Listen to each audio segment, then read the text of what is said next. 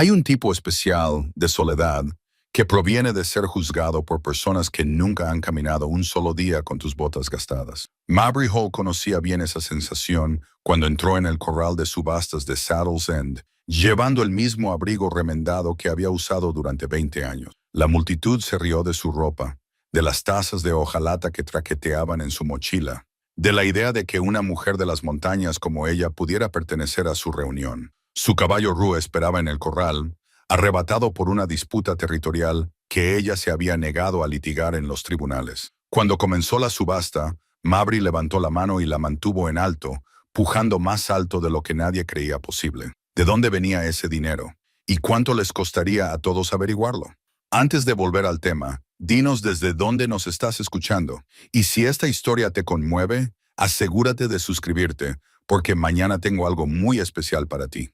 Las montañas sobre Saddle's End habían sido mi refugio durante 37 años, aunque la mayoría de la gente del pueblo apenas recordaba una época en la que ella bajara más de 2 veces por temporada. Su cabaña estaba escondida en una cresta cubierta de pinos, donde el aire era escaso y frío incluso en verano, donde el viento traía el olor del enebro y la salvia, y donde una persona podía pasar semanas sin oír otra voz humana. Eso le venía muy bien a Mabry. Había construido allí arriba una vida que tenía sentido para ella, una vida medida en leña cortada y agua acarreada, en el cambio de las estaciones y el deshielo, en la tranquila compañía de un caballo castaño llamado Rue.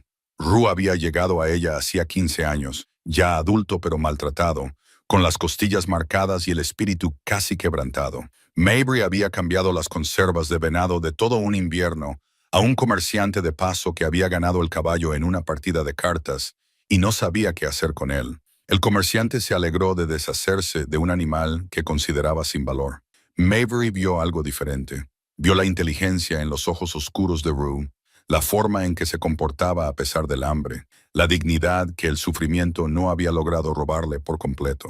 Esos primeros meses fueron una conversación entre dos almas cautelosas. Mabry se sentaba en su porche por las tardes y le hablaba en voz baja a Rue mientras él pastaba cerca, sin acercarse nunca hasta que él estuviera listo. Dejaba grano donde él pudiera encontrarlo, agua fresca en un abrevadero limpio y un refugio al que podía entrar o ignorar. Poco a poco, con cuidado, Rue aprendió que ese lugar era diferente, que las manos de esa mujer le traían comida, no dolor, que su voz significaba seguridad.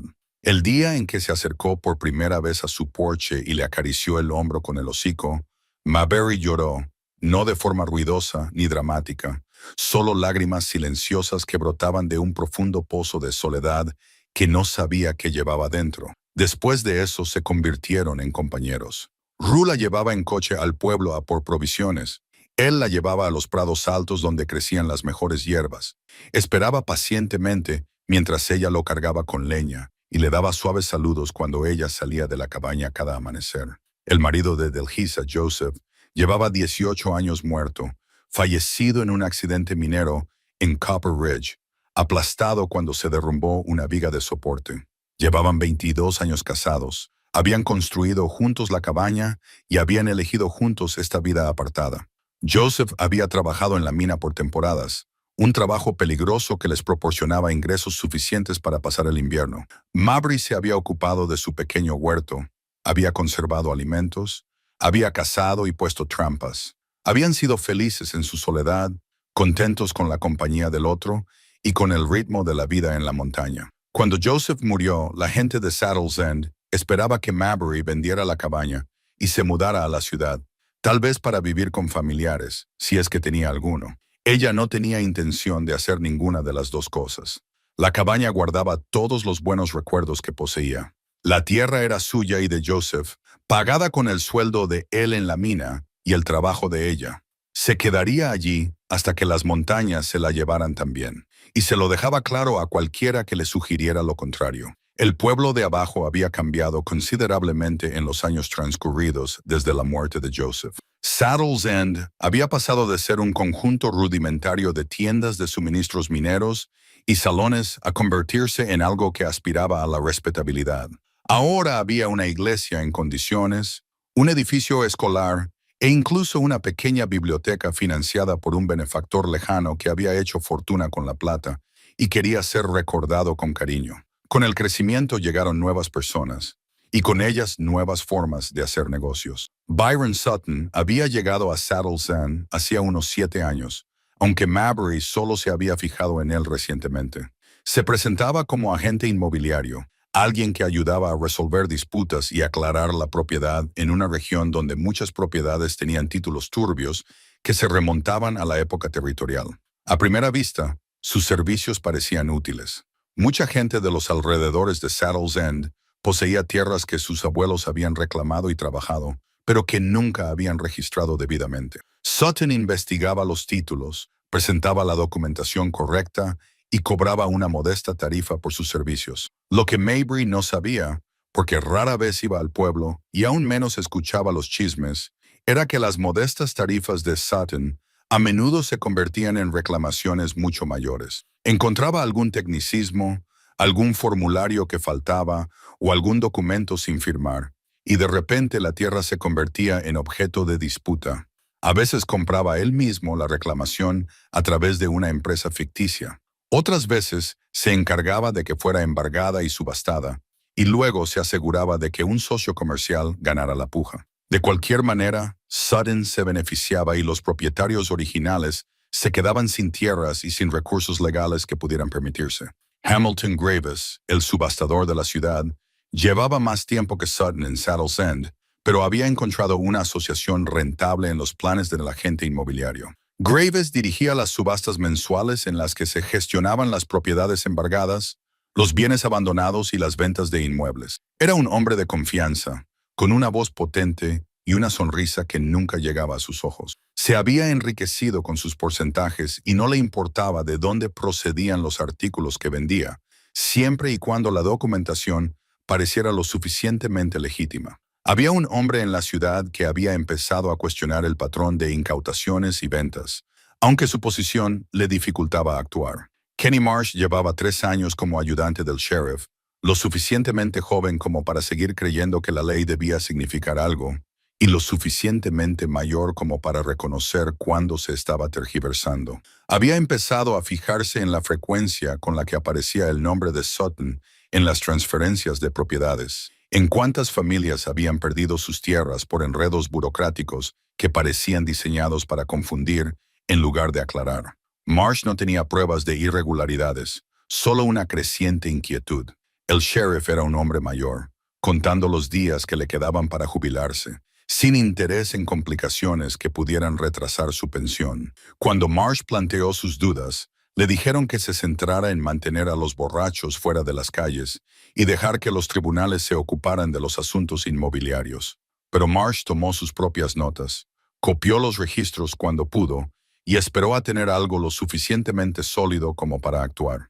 Mabry no sabía nada de esto. Venía a la ciudad quizás 3 veces al año, siempre con la misma gabardina gastada que había pertenecido a Joseph, con parches en los codos y descolorida, con un tono entre marrón y gris. Llevaba sus tazas de hojalata en una cadena en el cinturón, las mismas tazas que usaba para el agua del arroyo cuando viajaba. Llevaba botas prácticas y pantalones de hombre porque los vestidos no tenían sentido para la vida en la montaña. La gente del pueblo la miraba y cuchicheaba, la llamaba excéntrica o cosas peores, pero Mabry había dejado de preocuparse por lo que pensaran los extraños hacía décadas. Sus problemas con la tierra habían comenzado de forma bastante inocua. Una primavera llegó una carta, entregada por un cartero que había hecho el largo viaje hasta su cabaña. La carta, escrita en papel de aspecto oficial, le informaba de que había una duda sobre el título de propiedad.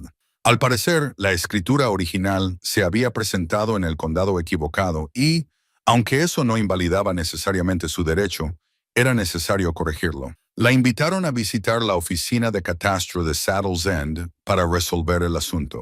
Mabry leyó la carta 2 veces y luego la utilizó para encender el fuego de la cocina. Ella y Joseph habían comprado la tierra de forma legal y adecuada, pagándola íntegramente con los salarios de la mina. Habían presentado la escritura donde les habían dicho que la presentaran. Si alguien había cometido un error, no era ella, y no veía ninguna razón para perder días viajando a la ciudad para discutir sobre ello. La tierra era suya, Vivía en ella, la trabajaba y moriría en ella. Un trozo de papel en el archivador equivocado no cambiaba esos hechos, pero Byron Sutton era un hombre paciente cuando se trataba de beneficios. Cuando Mabry ignoró la primera carta, envió otra y luego otra más. Cada una utilizaba un lenguaje ligeramente más fuerte, insinuando consecuencias más graves. Había visto antes a hombres como Mabry las Sutton, quemó todas. Hombres que utilizaban papeles y oficinas para quedarse con lo que no podían ganar. No quería formar parte de su sistema. La última carta no había sido una solicitud. Era una notificación de que su propiedad había sido embargada por no poder demostrar la propiedad y no responder a las consultas oficiales. Además, su caballo Rue, como bien situado en una propiedad en disputa, también estaba sujeto a incautación y se vendería en una subasta para compensar los gastos administrativos. Esa carta Mabry no la quemó. Se sentó en el porche con ella en las manos, leyéndola una y otra vez hasta que las palabras se le difuminaron. Se llevaban a Rue, su compañero, su socio, el único ser vivo que dependía de ella y del que ella dependía. Se lo llevaban para venderlo como si fuera un mueble, como si el vínculo entre ellos no significara nada. El ayudante del sheriff Marsh fue quien vino a ejecutar la incautación. Llegó a su cabaña en una mañana gris con nubes que amenazaban nieve, y la expresión de su rostro me indicó que ese día odiaba su trabajo. Fue respetuoso, incluso se disculpó, pero se mantuvo firme. La ley exigía la incautación. Tenía los documentos. Rue tenía que ir con él. Mabry había pensado en resistirse. Tenía un rifle y sabía cómo usarlo, pero también sabía que apuntar con un arma a un ayudante del sheriff no resolvería nada y acabaría con ella en la cárcel o algo peor. Así que se quedó en el porche, con los brazos cruzados, y vio cómo Marsh se llevaba a Rue por el sendero de la montaña. El caballo se había vuelto una vez, confundido, y esa mirada casi la había destrozado. Durante los 3 días siguientes, Mabry apenas se movió. Se sentaba en el porche, envuelta en una manta, mirando fijamente el espacio vacío donde antes estaba el refugio de Rue. No comía, apenas dormía. La cabaña le parecía enorme y sofocante al mismo tiempo. El silencio, que siempre había sido agradable, ahora la oprimía como un peso físico. Al cuarto día se obligó a levantarse, a moverse, a pensar. Quedarse sentada y lamentándose no traería de vuelta a Rue. Necesitaba un plan. El aviso de la subasta se había incluido con los documentos de incautación. Rue se vendería en una semana en la subasta mensual de ganado en Saddle's End. Mabry comenzó a considerar lo que eso significaba. Tenía algo de dinero.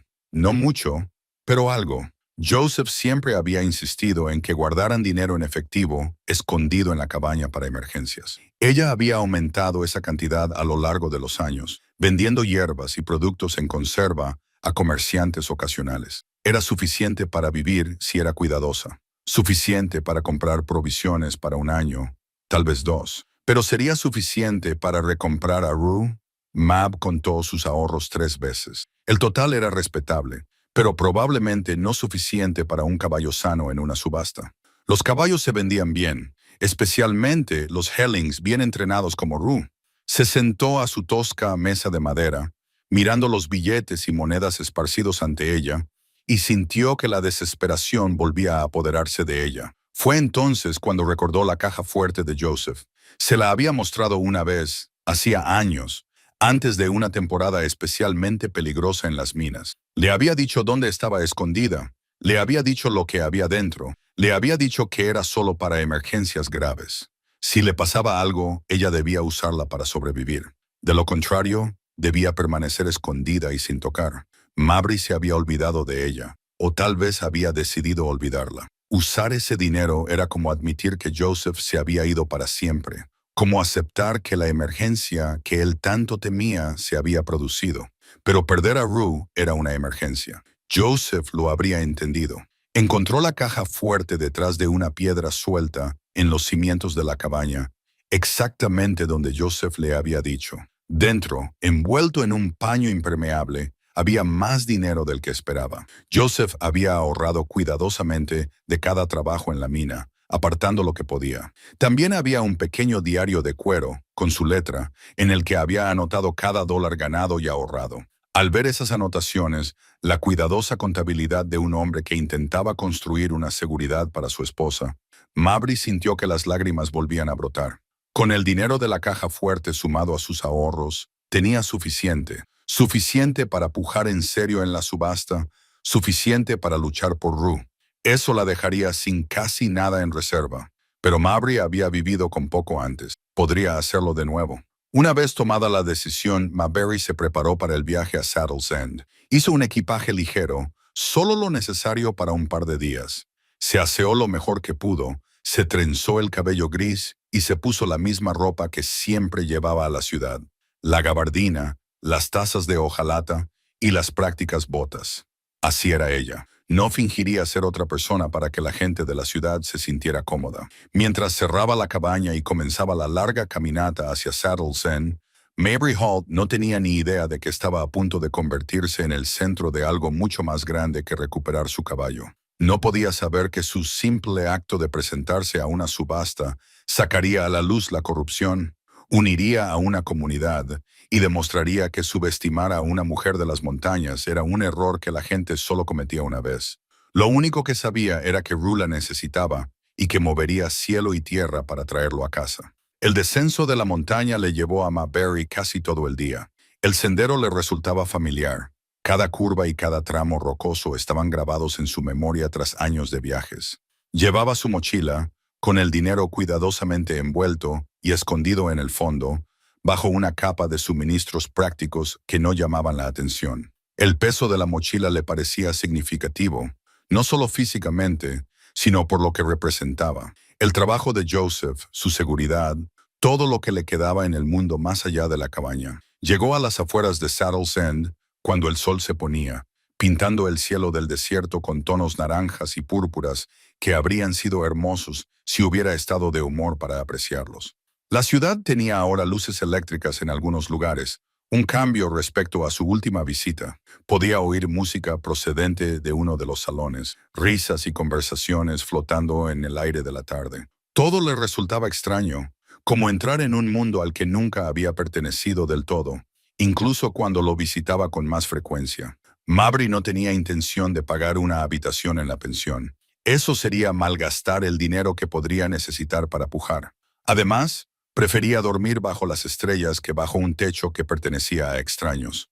Encontró un lugar en las afueras de la ciudad, cerca de un grupo de álamos que le ofrecían cierta privacidad, y montó un campamento sencillo. Comió carne seca y galletas duras de su mochila, bebió agua de su taza de hojalata que había llenado en una fuente pública e intentó no pensar demasiado en lo que le depararía el día siguiente. No le resultó fácil conciliar el sueño. Cada vez que cerraba los ojos, veía el rostro de Rue mirándola mientras el ayudante del sheriff se lo llevaba. Se preguntaba si le estarían alimentando adecuadamente, si se habrían dado cuenta de que prefería comer despacio y no le gustaban los ruidos fuertes cerca de su establo. Probablemente eran pensamientos estúpidos, pero no dejaban de dar vueltas en su cabeza. La mañana llegó fría y brillante. Mabry se levantó con el sol, recogió su saco de dormir y se dirigió al pueblo. La subasta no era hasta la tarde, pero quería ver a Rue. Necesitaba asegurarse de que estaba bien. El patio de subastas estaba en el lado oeste del pueblo, un conjunto de corrales y una plataforma cubierta donde Hamilton Graves llevaba a cabo su negocio. Encontró a Rue en un corral con varios otros caballos, separados de ellos cerca de la valla más lejana. Cuando la vio acercarse, aguzó las orejas y cruzó el corral a zancadas rápidas, empujando el hocico a través de los barrotes para acariciar sus manos. Mabry apoyó la frente contra su cuello, respirando su olor familiar, sintiendo el calor sólido de su presencia. «Voy a recuperarte», le susurró. «Te lo prometo». Rue resopló suavemente, como si la entendiera y le creyera. Una voz detrás de ella hizo que Mabry se girara. «Es un buen caballo. Es una pena que haya acabado aquí». El ayudante del sheriff Marsh estaba a unos metros de distancia, con el sombrero en las manos. Parecía incómodo, lo cual Mabry supuso que debía estar. «Hiciste tu trabajo», dijo ella con tono seco. «No tiene sentido disculparse ahora». «No iba a disculparme», dijo Marsh. «Iba a decir, espero que ganes la subasta, por si sirve de algo». Mabry lo estudió. Este joven que se había llevado su caballo por orden de otra persona. Su rostro era honesto, preocupado. ¿Crees que hay algo malo en cómo ha sucedido esto? Preguntó ella. No era una pregunta. Marsh miró a su alrededor, asegurándose de que estaban solos. Creo que hay muchas cosas malas en cómo se confiscan las propiedades en esta ciudad. Creo que Byron Sutton se ha enriquecido gracias a complicaciones que antes no existían. Y creo que Hamilton Graves hace menos preguntas de las que debería hacer un subastador. La miró a los ojos. Pero pensar algo y demostrarlo son cosas diferentes. No me interesa demostrar nada, dijo Mayberry. Me interesa llevarme mi caballo a casa. Me parece justo. Marsh se volvió a colocar el sombrero en la cabeza. La subasta empieza a las 2. Estaré allí para mantener el orden. Si las cosas se calientan, mantén la calma. No le des a nadie una excusa para echarte. Mayberry asintió. Agradezco la advertencia. Después de que Marsh se marchara, Mayberry pasó unos minutos más con Rue y luego se obligó a marcharse. Necesitaba comer algo. Necesitaba que servía desayunos y pidió huevos y café, sentándose en una mesa de la esquina desde donde podía ver la calle. Los demás comensales la miraban fijamente. Algunos cuchicheaban. Mayberry los ignoró a todos y se concentró en su comida. Hacía tiempo que había aprendido que la gente la juzgaría independientemente de lo que hiciera o de su aspecto. Sus opiniones no pagaban sus facturas ni calentaban su cabaña, así que no merecían su preocupación. Las horas hasta las 12 líneas pasaron lentamente. Mayberry caminó por la ciudad, observando los cambios desde su última visita, tratando de distraerse del nudo de ansiedad en su estómago. Había abierto una nueva tienda de productos secos. El hotel había sido pintado. Había una pancarta anunciando un próximo baile social, lo que a Mayberry le pareció absurdo. La gente se vestía elegante para caminar en círculos al son de la música cuando había trabajo que hacer. Pero así era la vida en la ciudad, supuso, diferente de la vida en la montaña en todos los aspectos importantes. A medida que se acercaba la tarde, la gente comenzó a dirigirse hacia el patio de subastas. Mayberry los siguió a distancia, sin querer llegar demasiado pronto y estar bajo escrutinio más tiempo del necesario. Cuando finalmente entró en el patio, ya se había reunido una multitud, peones de rancho en busca de caballos de trabajo, gente del pueblo que lo consideraba un entretenimiento, y varios hombres trajeados que parecían tener dinero y negocios. Byron Sutton estaba de pie cerca de la plataforma de subastas hablando con Hamilton Graves. Mayberry reconoció a Sutton por la descripción que le había dado el ayudante del sheriff Marsh años atrás durante un asunto sin relación con esto. Era un hombre alto, bien vestido, con el pelo oscuro peinado hacia atrás y una sonrisa que parecía calculada para causar efecto. Graves era más bajo, más redondo, con el rostro ya sonrojado, aunque la subasta aún no había comenzado. Cuando la mirada de Sutton recorrió la multitud y se posó en Mayberry, algo brilló en su rostro, tal vez reconocimiento o evaluación. Se inclinó para decirle algo a Graves, y ambos hombres la miraron. Entonces Sutton sonrió, el tipo de sonrisa que un gato le daría a un ratón acorralado, y Mayberry sintió que se le tensaba la espalda. Que miraran, que pensaran lo que quisieran. Ella estaba allí por Rue, nada más. La subasta comenzó con artículos más pequeños, herramientas, muebles, objetos diversos procedentes de ventas inmobiliarias. Mayberry observó el proceso, aprendiendo su ritmo. Graves describía el artículo, comenzaba la puja con un precio bajo y animaba a la multitud hasta que los precios subían. Tenía que admitir que era bueno en su trabajo.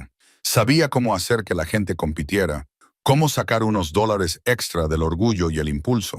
Esperó durante una docena de lotes, con el corazón latiendo más rápido a medida que se acercaban al ganado. Primero se subastaron otros caballos, que se vendieron a diferentes precios según su edad y estado. Entonces Graves anunció: a continuación tenemos el lote 47, un caballo alazán, de aproximadamente 12 años, bien entrenado para la silla y el carro. Un peón del rancho sacó a Rue.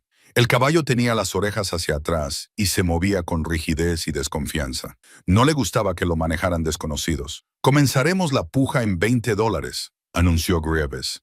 ¿Quién me da 20? Era un precio insultantemente bajo, y Mayberry sabía que era deliberado. Empezar con un precio bajo haría que la subasta pareciera justa, daría la ilusión óptica de una oportunidad. Pero los verdaderos postores, los que tenían dinero y contactos, pronto subirían el precio. Una mano se levantó entre la multitud. 20. Otra voz. 25. Mabry levantó la mano. 30. La atención de la multitud se centró en ella y oyó risas entre la asamblea. Alguien hizo un comentario que no entendió muy bien. Algo sobre la gente de las montañas y los centavos. Le siguieron más risas. Graves la miró fijamente. $30 de la señora del fondo. Alguien ofrece 35. 35. Un ganadero cerca del frente. La voz de Mabry sonó clara y firme. 40. Más risas, pero ahora con un toque de curiosidad. ¿Quién era esa mujer y de dónde creía que sacaba el dinero para pujar? El ganadero volvió a pujar. 45. 50, dijo Mabry. Esta vez las risas eran nerviosas, inciertas. $50 era mucho dinero, más de lo que la mayoría esperaba que ella tuviera. La sonrisa de Sutton se había desvanecido. Ahora la observaba atentamente, reevaluándola. La puja continuó, subiendo cada vez más. Cada vez que alguien pujaba, Mabry contaba, mantenía la voz firme y la cara tranquila, aunque su corazón latía con fuerza contra sus costillas. El dinero que llevaba en la mochila cubriría esto. Tenía que cubrirlo. No podía permitirse petear en lo que pasaría si no fuera así. A $75, la mayoría de los postores ocasionales se retiraron. A 80, el ganadero negó con la cabeza y dio un paso atrás. Solo quedaban Mabry y otro hombre, alguien a quien no reconocía, que no dejaba de mirar a Byron Sutton como si esperara una señal. 85, dijo el hombre. 90. Mabry respondió inmediatamente. Graves estaba sudando, aunque no sabía si era por la emoción o por los nervios. $90. ¿Alguien ofrece 95? El hombre miró a Sutton. Sutton asintió levemente con la cabeza. 95. Mabry palpó el dinero en su mochila. Sintió el peso de los ahorros de Joseph y de su propia cuidadosa acumulación. Tenía más de 95. Tenía suficiente para subir la puja. Pero subir significaba menos seguridad, menos colchón para los tiempos difíciles que se avecinaban. Entonces miró a Rue, que estaba confundido en el centro de atención, y supo que no había ninguna opción real. $100, dijo, y su voz resonó entre la multitud, que se quedó en silencio de repente. El silencio que siguió a la puja de Mabry duró solo un momento, antes de que comenzaran los susurros. $100 era mucho dinero. Más de lo que la mayoría de la gente de Saddle's End ganaba en 3 meses de trabajo honrado. La multitud se movió, estirando el cuello para ver mejor a esta mujer de las montañas, que aparentemente tenía recursos que nadie había sospechado. El rostro de Byron Sutton se había endurecido, y toda apariencia de diversión había desaparecido. Se inclinó hacia su postor apoderado y le habló con urgencia al oído. El hombre asintió y levantó la mano. 110, gritó. Mabry no dudó. 11-120. Graves ahora tartamudeaba. Su habitual teatralidad se tambaleaba. ¿$120? Esto es toda una guerra de pujas, amigos. ¿Alguien ofrece 130? El representante parecía tenso. Probablemente Sutton le pagaba una tarifa fija por pujar y veía cómo esa tarifa se evaporaba con cada aumento. 130, logró decir. 140, dijo Mabry. Alguien entre la multitud murmuró. ¿De dónde saca tanto dinero? La pregunta se extendió por la sala, cada vez más fuerte. Algunas personas cercanas a Mabry dieron un paso atrás, como si de repente desconfiaran de ella. El ayudante del sheriff se había colocado más cerca de la plataforma, con la mano apoyada casualmente en el cinturón, cerca de su pistola. No era una amenaza, solo un recordatorio de que allí había normas que cumplir, leyes que respetar. Sus ojos no dejaban de moverse entre Mabry, Sutton y la multitud, evaluando la situación. Sutton dio un paso al frente, abandonando a su representante. 150, anunció, y su voz transmitía una clara autoridad. Ya no se trataba del caballo, se trataba del control, de no ser desafiado por alguien a quien ya había descartado como impotente. Embry se encontró con su mirada al otro lado de la multitud. En sus ojos vio ira, orgullo herido y algo más oscuro, un cálculo sobre cómo convertir esta situación en su ventaja. Había visto antes a hombres como él, hombres que no soportaban ser derrotados, especialmente por una mujer, especialmente por alguien a quien consideraban inferior. 160, dijo en voz baja, pero en el silencio todos la oyeron. Una voz de mujer se alzó entre la multitud, una voz mayor y aguda, llena de indignación. Hamilton Graves, Quiero saber si esto es legal. ¿De dónde saca un ermitaño de las montañas tanto dinero? ¿Es robado? Graves pareció aliviado de que otra persona planteara la pregunta. Es una preocupación lógica, señora Hobson. Mamá, se dirigió a Mabry. Voy a necesitar ver pruebas de que realmente puedes pagar si ganas esta puja. Mabry lo había esperado. Sabía desde el momento en que decidió venir que su presencia sería cuestionada, su legitimidad desafiada. Metió la mano en su mochila, moviéndose lenta y deliberadamente, para que nadie confundiera el gesto con el de buscar un arma. Del fondo, debajo de su camisa de repuesto y sus provisiones, sacó el paquete envuelto en tela que contenía los ahorros de toda su vida y la de Joseph. Caminó entre la multitud, que se apartó ante ella como si fuera agua. Cuando llegó a la plataforma de la subasta, dejó el paquete sobre la mesa junto a Graves y lo desenvolvió. Los billetes estaban cuidadosamente clasificados y apilados. Las monedas estaban en rollos ordenados, cada dólar contabilizado. Cuéntelo si lo necesita, dijo. Es dinero honesto, ganado y ahorrado legalmente. Graves miró fijamente el dinero y luego a ella. Sus manos temblaban ligeramente mientras comenzaba a clasificar los billetes. La multitud se acercó más, tratando de ver. El ayudante del sheriff se movió para mantenerlos alejados, dejando un espacio libre alrededor de la mesa. ¿De dónde lo has sacado?, preguntó Sutton, acercándose a Graves. ¿Cómo sabemos que es legítimo? Mabry se volvió para mirarlo directamente. Mi marido trabajó en las minas durante 22 años, un trabajo peligroso que pagaba bien. Ahorró lo que pudo. Yo he ido añadiendo a lo largo de los años, vendiendo hierbas y productos en conserva. Cada dólar que hay ahí se ganó con trabajo honesto o comercio justo. ¿Puede demostrar que no fue así?, replicó Mabry. Que yo sepa, tener dinero no es un delito. Tampoco lo es pujar en una subasta pública. El ayudante del sheriff dio un paso al frente. Señor Sutton, a menos que tenga pruebas concretas de irregularidades, el dinero de la señora es tan válido como el de cualquiera. Se trata de una subasta pública anunciada de forma legal y adecuada. Ella tiene derecho a pujar.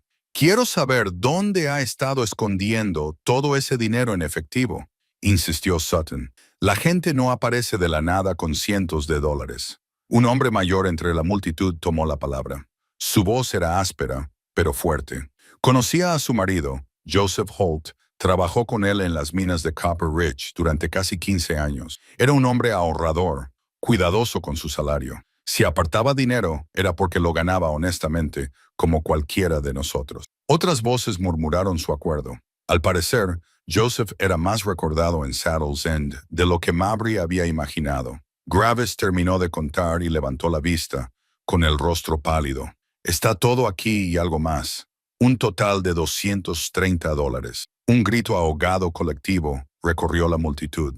$230 era más de lo que muchas familias ganaban en un año. Representaba seguridad, posibilidades, un colchón contra los tiempos difíciles. Y esta mujer de la montaña, esta persona a la que habían despreciado y ridiculizado, lo había estado llevando consigo todo este tiempo. Sutton apretó la mandíbula, miró el dinero, a Mabry, a la multitud que observaba. Ofrezco 170, dijo. Mabry recogió el dinero con calma, dejando fuera lo suficiente para cubrir la puja, más un margen de seguridad. Envolvió el resto y lo guardó en su mochila. Luego miró a Sutton a los ojos. 180, 90, espetó Sutton. 200, dijo Mabry. La multitud estaba ahora completamente en silencio. Incluso el ruido de fondo de la ciudad parecía haberse desvanecido, como si todo Saddle's End contuviera la respiración. Esto ya no era una subasta de un caballo. Era una prueba de voluntades, un choque entre alguien que siempre había tenido poder y alguien a quien nunca se había tenido en cuenta. Sutton se había puesto rojo. Respiraba con dificultad, con las manos cerradas en puños a los lados. $210, dijo entre dientes. Mabry lo miró durante un largo momento. Pensó en Joseph, en la cabaña, en los inviernos que se avecinaban sin apenas reservas.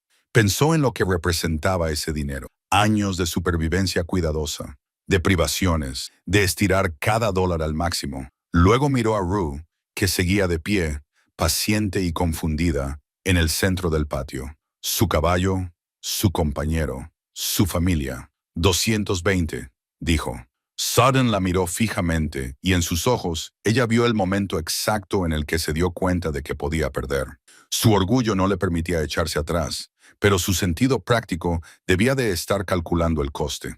Ahora estaba gastando dinero de verdad, mucho dinero, en un caballo que no le interesaba especialmente, solo para vencer a una mujer a la que ya había intentado destruir mediante manipulaciones legales. 230, dijo él, pero había incertidumbre en su voz.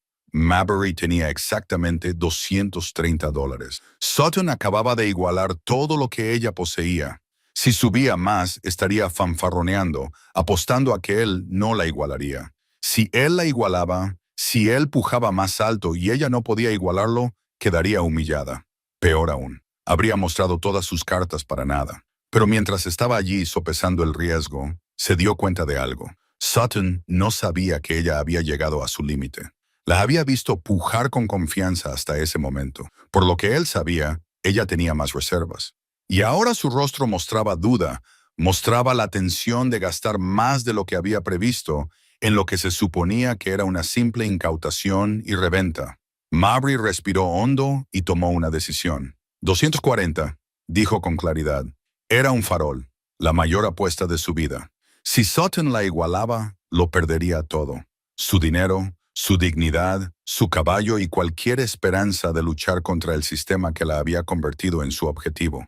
Pero había leído su rostro, había visto la duda, y apostaba todo a que Byron Sutton, a pesar de todas sus intrigas y manipulaciones, no arriesgaría $250 de su propio dinero solo para castigar a una mujer de las montañas. El silencio se prolongó. Sutton se quedó paralizado, claramente debatiéndose consigo mismo. Graves esperó, sin atreverse a hablar. La multitud apenas respiraba. Finalmente Sutton dio media vuelta y se alejó de la plataforma, con los hombros rígidos por la furia. Graves carraspeó. A la una por $240, a las dos. Miró a Mabry y al dinero que aún estaba sobre la mesa. Vendida a la señora por $240. La multitud estalló en conversaciones sorprendidas, pero Mabry apenas las oyó. Había ganado. Contra todo pronóstico, contra el poder y la corrupción, y un sistema diseñado para aplastar a gente como ella, había ganado. Solo tenía que averiguar cómo pagarlo. Mabry se acercó a la mesa de subastas, con la mente a 1000 por hora. Tenía $230. Había pujado 240. La diferencia era de $10 que no tenía y no podía pagar. Hamilton Graves ya estaba cogiendo el dinero de la mesa, listo para contar el pago. «Espera», dijo Mabry, y su voz sonó más firme de lo que se sentía. Necesitaba un momento para pensar, para encontrar una salida al atolladero en el que se había metido. Graves levantó la vista, sospechoso. «Problema». Antes de que Mabry pudiera responder, una mano se posó suavemente sobre su hombro. Se volvió y vio a un anciano caballero de pie junto a ella, alguien a quien no reconocía. Iba bien vestido, con un estilo que sugería riqueza, pero sin ostentación, con el pelo plateado y ojos amables tras unas gafas de montura metálica. «Disculpen la interrupción», dijo el hombre, dirigiéndose tanto a Mabry como a Graves. «Me llamo Warren Hayes, soy un juez jubilado de Denver, de visita en Saddle's End por motivos personales». Sacó una cartera de cuero de su abrigo. «Me gustaría contribuir con $10 a la compra de esta señora, si ella lo acepta». Mabry lo miró, sin palabras. El desconocido sonrió ante su confusión. «Usted no me conoce, señora Holt, pero yo conocía a su marido. Joseph me salvó la vida hace 23 años en la mina Copper Ridge. Nunca he olvidado esa deuda». Las palabras golpearon a Mab como un golpe físico. Sabía que Joseph había ayudado a gente durante sus años en las minas. A veces lo mencionaba de pasada, pero ella no tenía ni idea de nada de esto. Hayes continuó, dirigiéndose ahora tanto a la multitud como a ella. «Por entonces yo era un joven abogado que viajaba por los territorios mineros y había bajado a Copper Ridge para ver la explotación de primera mano. Fue una tontería por mi parte. Hubo un derrumbe en uno de los pozos. Quedé atrapado, aplastado bajo los maderos, y el polvo era tan espeso que no podía respirar. Joseph Holt volvió a entrar en ese pozo cuando todos los demás salían corriendo. Me desenterró con sus propias manos y me llevó a un lugar seguro». La voz de Hayes se llenó de emoción. «Arriesgó su vida por un desconocido, sin pedir nada a cambio. Para cuando me recuperé lo suficiente como para darle las gracias como es debido, Ya se había cambiado a otro trabajo. Se volvió hacia Mabry y ella vio una sincera calidez en su expresión. Lo he buscado durante años, con la esperanza de saldar mi deuda. Me enteré de su muerte y siento mucho su pérdida. Era un hombre extraordinario. Le tendió un billete de $10. Es un pequeño gesto, pero permítame ayudarla a llevar su caballo a casa. Creo que Joseph lo habría aprobado. Mabry sintió un nudo en la garganta. Quería rechazarlo, quería mantener su independencia, su orgullo. Pero miró a ese amable desconocido que había conocido a Joseph, que cargaba con una deuda de décadas atrás, y comprendió algo importante. Aceptar ayuda no era una debilidad, era honrar las conexiones que Joseph había establecido, el bien que había hecho en el mundo. Gracias, logró decir. Es muy generoso, y lo acepto. Hayes colocó el billete sobre la mesa junto con su dinero. Graves lo contó todo, con expresión agria. El total ascendía exactamente a $240. Escribió un recibo y lo selló con una fuerza innecesaria. El caballo es suyo, dijo secamente. Llévenselo y váyanse. El alguacil Marsh apareció con la cuerda de Rue, después de haber ido a buscar al caballo al corral. Cuando Rue vio a Mabry, relinchó y empujó su nariz contra el pecho de ella, casi tirándola hacia atrás. Ella le rodeó el cuello con los brazos, sintiendo su sólido calor, respirando su familiar aroma. Ahora todo está bien, le susurró. Nos vamos a casa. La multitud seguía hablando, aún procesando lo que habían presenciado. Byron Sutton estaba al borde del grupo, observando con una furia apenas contenida. Cuando sus ojos se encontraron con los de Mabry's, el odio en ellos era inconfundible. Para él, esto no había terminado. Ella lo había humillado públicamente, le había costado dinero y había puesto al descubierto su suposición de que podía tomar lo que quisiera sin consecuencias. Los hombres como Sutton no olvidaban ese tipo de derrotas, pero en ese momento, a Mabry no le importaba. Tenía a Rue de vuelta. Eso era lo que importaba. Warren Hayes la acompañó mientras ella se llevaba a Rue lejos del patio de subastas. Me quedaré en el hotel por si necesitas algo, dijo. Y señora Holt, hay algo más que debería saber. He estado siguiendo la situación con su reclamación de tierras. Las actividades de Byron Sutton han llegado a mi conocimiento a través de canales legales. Ese hombre está llevando a cabo un sofisticado plan, y usted no es su única víctima. Mabry se detuvo y lo miró. No me interesa luchar contra él en los tribunales y con abogados. Solo quería recuperar mi caballo. Lo entiendo, dijo Hayes con suavidad, pero puede que otros quieran luchar. Otros que no tienen su fuerza. A compartir tu experiencia podría ayudar a construir un caso. No testifico, dijo Mabry rotundamente. No confío en el sistema legal más allá de lo que puedo lanzarlo. Hayes asintió sin sorpresa. Joseph mencionó que eras de mentalidad independiente. Estaba orgulloso de eso. Le entregó una pequeña tarjeta con una dirección en Denver. Si cambias de opinión, o si solo quieres hablar de Joseph, soy fácil de encontrar, sin presión en ningún sentido. Mabry cogió la tarjeta y se la guardó en el abrigo. Agradezco lo que ha hecho hoy, por el dinero y por las amables palabras sobre Joseph. Se las merecía, dijo Hayes con sencillez. Cuídese, señora Holt, y cuide también de ese magnífico caballo. Mientras Hayes se alejaba, se acercó el ayudante del sheriff Marsh. Menudo espectáculo, dijo, aunque su tono era respetuoso más que burlón. Sutton no va a olvidar esto. Debería tener cuidado al volver a la montaña. Llevo mucho tiempo cuidándome, ayudante. Lo sé. Marsh dudó y luego dijo, he estado llevando un registro de las expropiaciones de tierras, de los patrones que he observado. Si alguna vez quiere verlos, o si conoce a otras personas que puedan estar interesadas, ya sabe dónde encontrarme. Mabry lo estudió. Este joven que intentaba hacer lo correcto en un sistema que lo desalentaba. ¿Por qué me cuentas esto? Porque estoy cansado de ver cómo roban a la gente legalmente, dijo Marsh.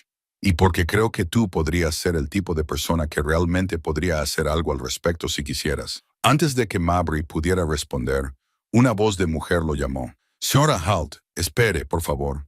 Una mujer mayor se apresuró hacia ellos, con un vestido limpio pero gastado, el rostro marcado por la preocupación y el trabajo. Me llamo Pauline Hobson. Soy la que le preguntó de dónde procedía su dinero. Quiero disculparme por ello. No fue justo ni amable. Mabry la reconoció entonces, la voz que había cuestionado su legitimidad durante la puja. Solo estaba haciendo preguntas. No, dijo Pauline con firmeza. Estaba siendo cruel, y lo sabía. La verdad es que mi marido y yo perdimos nuestra propiedad hace 3 meses a manos de Byron Sutton. Encontró algún tecnicismo en nuestra escritura, igual que hizo con la suya. No podíamos permitirnos luchar en los tribunales. Perdimos la tierra que el padre de mi marido había colonizado. Lo perdimos todo. Su voz se quebró. Cuando la vi plantándole cara, pujando como si tuviera todo el derecho a estar allí, sentí vergüenza porque nosotros no luchamos. Simplemente nos rendimos y nos marchamos. Mabry sintió una inesperada oleada de simpatía. Siento tu pérdida. ¿De verdad vas a dejar que se salga con la suya?, preguntó Pauline. ¿Con lo que te ha hecho? He recuperado mi caballo. Eso es lo que venía a buscar. Pero tu tierra, insistió Pauline. Él te quitó tus tierras. ¿Vas a dejarlo así? Maybe no había pensado mucho más allá de recuperar a Rue. Las tierras seguían en disputa, técnicamente confiscadas. Se había centrado en la lucha inmediata, en el objetivo tangible del caballo. Podía ver y tocar la batalla más amplia, las complejidades legales, los tribunales y el papeleo. Todo eso le parecía abrumador e inútil. No lo sé, admitió. Soy una sola persona. ¿Qué puedo hacer contra abogados y agentes inmobiliarios? Acabas de enfrentarte a Byron Sutton delante de medio pueblo, dijo Pauline. Le llamaste la atención y ganaste. Quizás puedas hacer más de lo que crees. El ayudante del sheriff carraspeó. Hay al menos 7 familias que conozco que han perdido sus propiedades por culpa de las estratagemas de Sutton en los últimos 3 años. Si todas contaran sus historias juntas, si se coordinaran, dijo con más dureza de la que pretendía. Vivo sola en esa montaña porque no quiero formar parte de la política del pueblo ni de la organización comunitaria. No soy una líder. No me interesan las campañas ni las causas. Puede que no tengas otra opción, dijo Marsh en voz baja. Sutton no va a dejarlo pasar. Hoy lo has avergonzado. Vendrá a por ti de otra manera. Mabry sintió el peso de eso sobre sus hombros. La subasta había sido una batalla, pero la guerra no había terminado. Sutton seguía teniendo poder, seguía teniendo contactos. Podía hacerle la vida imposible de formas que ella ni siquiera había considerado. Pero estaba cansada.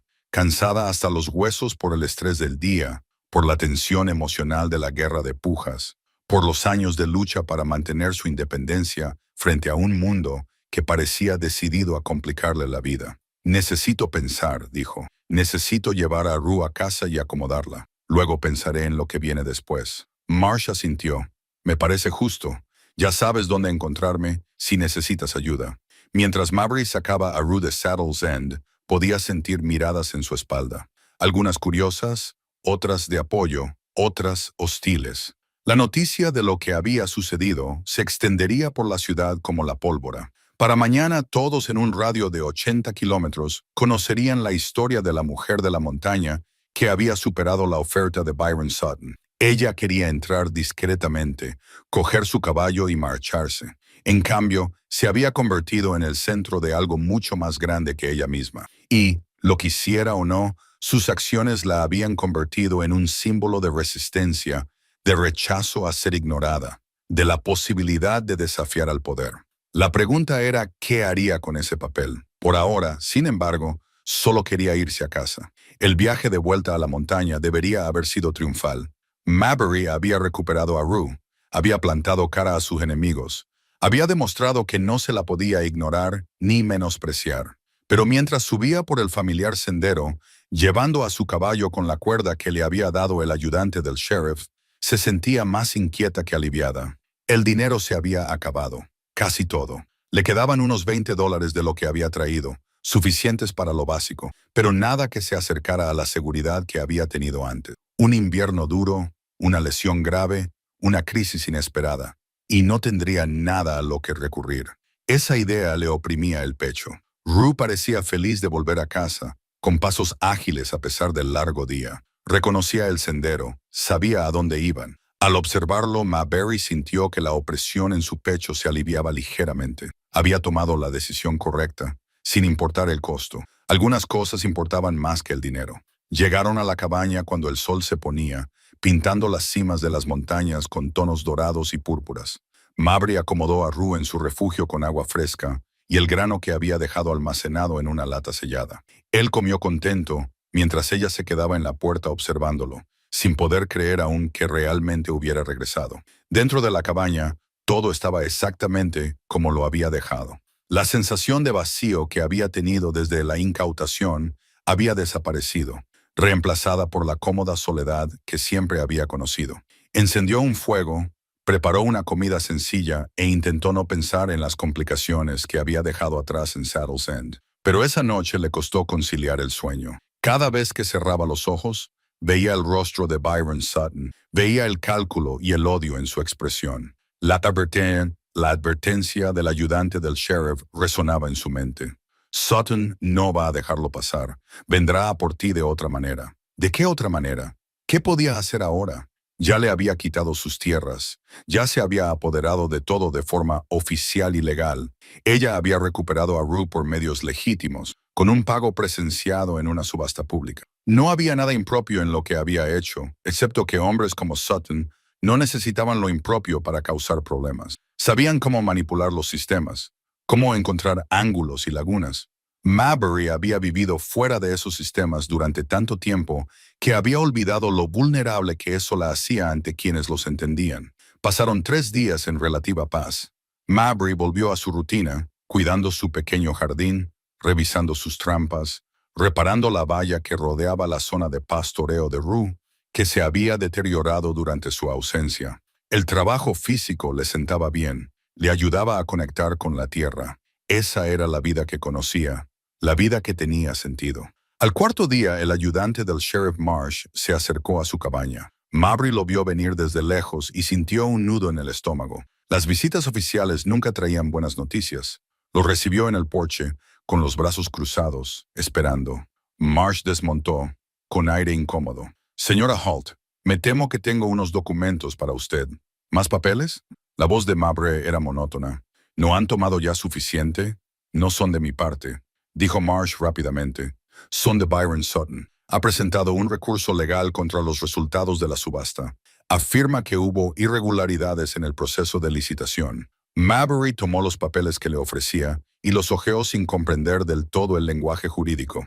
¿Qué tipo de irregularidades? Afirma que la contribución de Warren Hayes constituyó una asociación ilegal o algún tipo de colusión. Dice que la subasta debería invalidarse, que se revierta la venta. Marsh negó con la cabeza. Es una tontería desde el punto de vista legal. Hayes le hizo un regalo. Tú utilizaste tus propios fondos para pujar. Pero Sutton tiene abogados y ellos pueden hacer que las tonterías suenen lo suficientemente oficiales como para requerir una respuesta judicial. ¿Qué significa esto? Significa que tienes 30 días para responder a la demanda. Significa que es posible que tengas que comparecer ante el tribunal para defender la compra. Significa que Sutton está tratando de agotarte con los gastos legales y las complicaciones hasta que te rindas. Mabry sintió un escalofrío en el pecho. Era justo lo que temía, lo que había intentado evitar manteniéndose a él de todos modos, obligada a luchar en un terreno en el que no tenía experiencia ni recursos. «No puedo permitirme un abogado», dijo en voz baja. «Lo sé», Marsh dudó, «pero hablé con Warren Hayes antes de venir aquí. Sigue en la ciudad y se ofrece a representarte». «Pro bono», dijo, «sin cobrar nada». «¿Por qué haría eso?» «Dice que le debe a tu marido una deuda que $10 no pueden cubrir ni de lejos y que le interesa ver cómo se desenmascaran los planes repentinos en un entorno legal». Marsh sacó otra tarjeta de su bolsillo. «Me pidió que te diera esto. Es la dirección de su habitación de hotel. Estará en la ciudad una semana más». Mabry cogió la tarjeta y la miró fijamente. Aceptar el dinero de Hayes había sido una cosa, un simple regalo para completar una transacción. Pero aceptar representación legal, permitirle luchar sus batallas, eso era diferente. Era como admitir que no podía manejar sus propios asuntos. «Necesito pensarlo», dijo. Marsh asintió, dijo que dirías eso. «Pero, señora Holt, debes saber que ha habido una reunión en la ciudad. Pauline Hobson, la mujer que le pidió disculpas después de la subasta, ha estado hablando con otras familias que perdieron propiedades a manos de Sutton. Se están organizando, comparando historias y están enfadadas. Lo que usted hizo, plantándole cara de esa manera, despertó algo en la gente. Esa no era mi intención. Quizás no, pero sucedió de todos modos. Marsh la miró a los ojos. Usted ha iniciado algo, lo haya querido o no, y hay gente ahí abajo que seguiría su ejemplo si se lo diera. No soy una líder, dijo Maya, repitiendo lo que le había dicho antes. Soy una mujer que vive sola en una montaña. Eso es todo lo que quiero ser. A veces, lo que queremos y lo que se necesita de nosotros no coinciden, dijo Marsh con delicadeza. Te dejaré que lo pienses. Pero piensa rápido. 30 días no es mucho tiempo, y los abogados de Sutton trabajan rápido. Después de que él se marchara, Mabry se sentó en su porche durante mucho tiempo, observando cómo el sol recorría el cielo. Rupa estaba tranquilamente en su zona, ajeno a los retos legales y a la organización de la comunidad. Ella envidiaba esa sencillez. Pensó en Joseph, en lo que él habría hecho en esa situación. Había sido un buen hombre, un hombre fuerte, pero no un luchador en el sentido legal. Había evitado las complicaciones, igual que ella. Trabajaba duro, era reservado, no causaba problemas, pero también había vuelto a entrar en un pozo minero que se derrumbaba para salvar a un desconocido.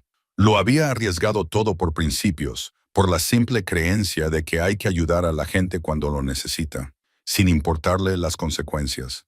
¿Qué pensaría él de ella ahora, sentada allí debatiéndose entre luchar o no? La pregunta no tenía una respuesta fácil. Joseph había sido valiente en momentos de crisis, pero también había sido práctico en lo que respecta a la supervivencia a largo plazo. Luchar contra Sutton podría costarle más que dinero. Podría costarle su paz, su privacidad, tal vez incluso su seguridad. Pero dejar que Sutton ganara significaba aceptar que el poder y la corrupción siempre triunfarían. Significaría que todas esas otras familias seguirían perdiendo sus tierras. Significaría que el sistema seguiría oprimiendo a la gente porque nadie estaba dispuesto a plantarle cara y decir que no. Mabry entró y encontró las tarjetas que le habían dado Marsh y Hayes. Las puso sobre la mesa y se quedó mirándolas durante lo que le parecieron horas. Dos caminos por delante. Uno la llevaba de vuelta a la vida que conocía, aislada, sencilla, segura. El otro la llevaba a complicaciones que apenas podía imaginar. Cuando se puso el sol y la oscuridad invadió su cabaña, Mabry tomó una decisión. Esa noche no durmió. En lugar de eso, preparó una pequeña maleta, fue a ver a Rue por última vez y se preparó para el viaje de vuelta a Saddle's End. Por la mañana, buscaría a Warren Hayes y le diría que aceptaba su ayuda. No porque quisiera ser un símbolo o una líder, sino porque a veces luchar era la única forma de mantener la dignidad. Y la dignidad, como había aprendido de Joseph, valía más que la comodidad. El descenso de la montaña le pareció diferente esta vez. No iba a recuperar algo que le habían quitado. Iba a luchar por algo más grande que ella misma, quisiera o no. Cuando llegó a Saddle's End, ya se había corrido la voz de que iba a volver. Un pequeño grupo esperaba a las afueras del pueblo. Pauline Hobson, la ayudante del sheriff, y algunas otras personas que no reconoció. La miraban con algo parecido a la esperanza, y Mabry sintió el peso de las expectativas sobre sus hombros. Ella no era una líder, no era una cruzada, solo era una mujer a la que habían llevado al límite y había decidido defenderse. Pero tal vez pensaba que eso era suficiente. La habitación de hotel de Warren Hayes era más bonita que cualquier otra en la que Mabry se hubiera alojado jamás. Los muebles eran de madera pulida. La cama tenía muelles de verdad y había un escritorio con papel y tinta adecuados. Hayes estaba sentado en ese escritorio, con los papeles esparcidos ante él y las gafas colocadas en la nariz mientras revisaba los documentos. Señora Holt, dijo cordialmente cuando ella entró, me alegro de que haya venido. Siéntese, por favor. Mabry aceptó la silla que le ofrecían, sintiéndose fuera de lugar entre tanto refinamiento. El ayudante del sheriff dijo que estaba dispuesta a ayudar con el recurso legal. Más que dispuesta, he estado revisando la demanda de Sutton y es exactamente lo que esperaba. Una demanda molesta, diseñada para intimidar más que para juzgar. La base legal es, en el mejor de los casos, débil. Hayes dio unos golpecitos a los papeles. Pero eso no significa que podamos ignorarla. Los tribunales se mueven lentamente y favorecen a quienes entienden el procedimiento. Tenemos que presentar una respuesta adecuada. No entiendo el procedimiento legal, admitió Mabry. Nunca tuve motivos para aprenderlo. Por eso estoy aquí, dijo Hayes sacando una hoja de papel en blanco. Necesito que me cuentes todo sobre tu reclamación de la tierra. ¿Cuándo la compró tu marido? ¿Dónde se presentó la escritura? ¿Qué documentación tienes? Empieza por el principio.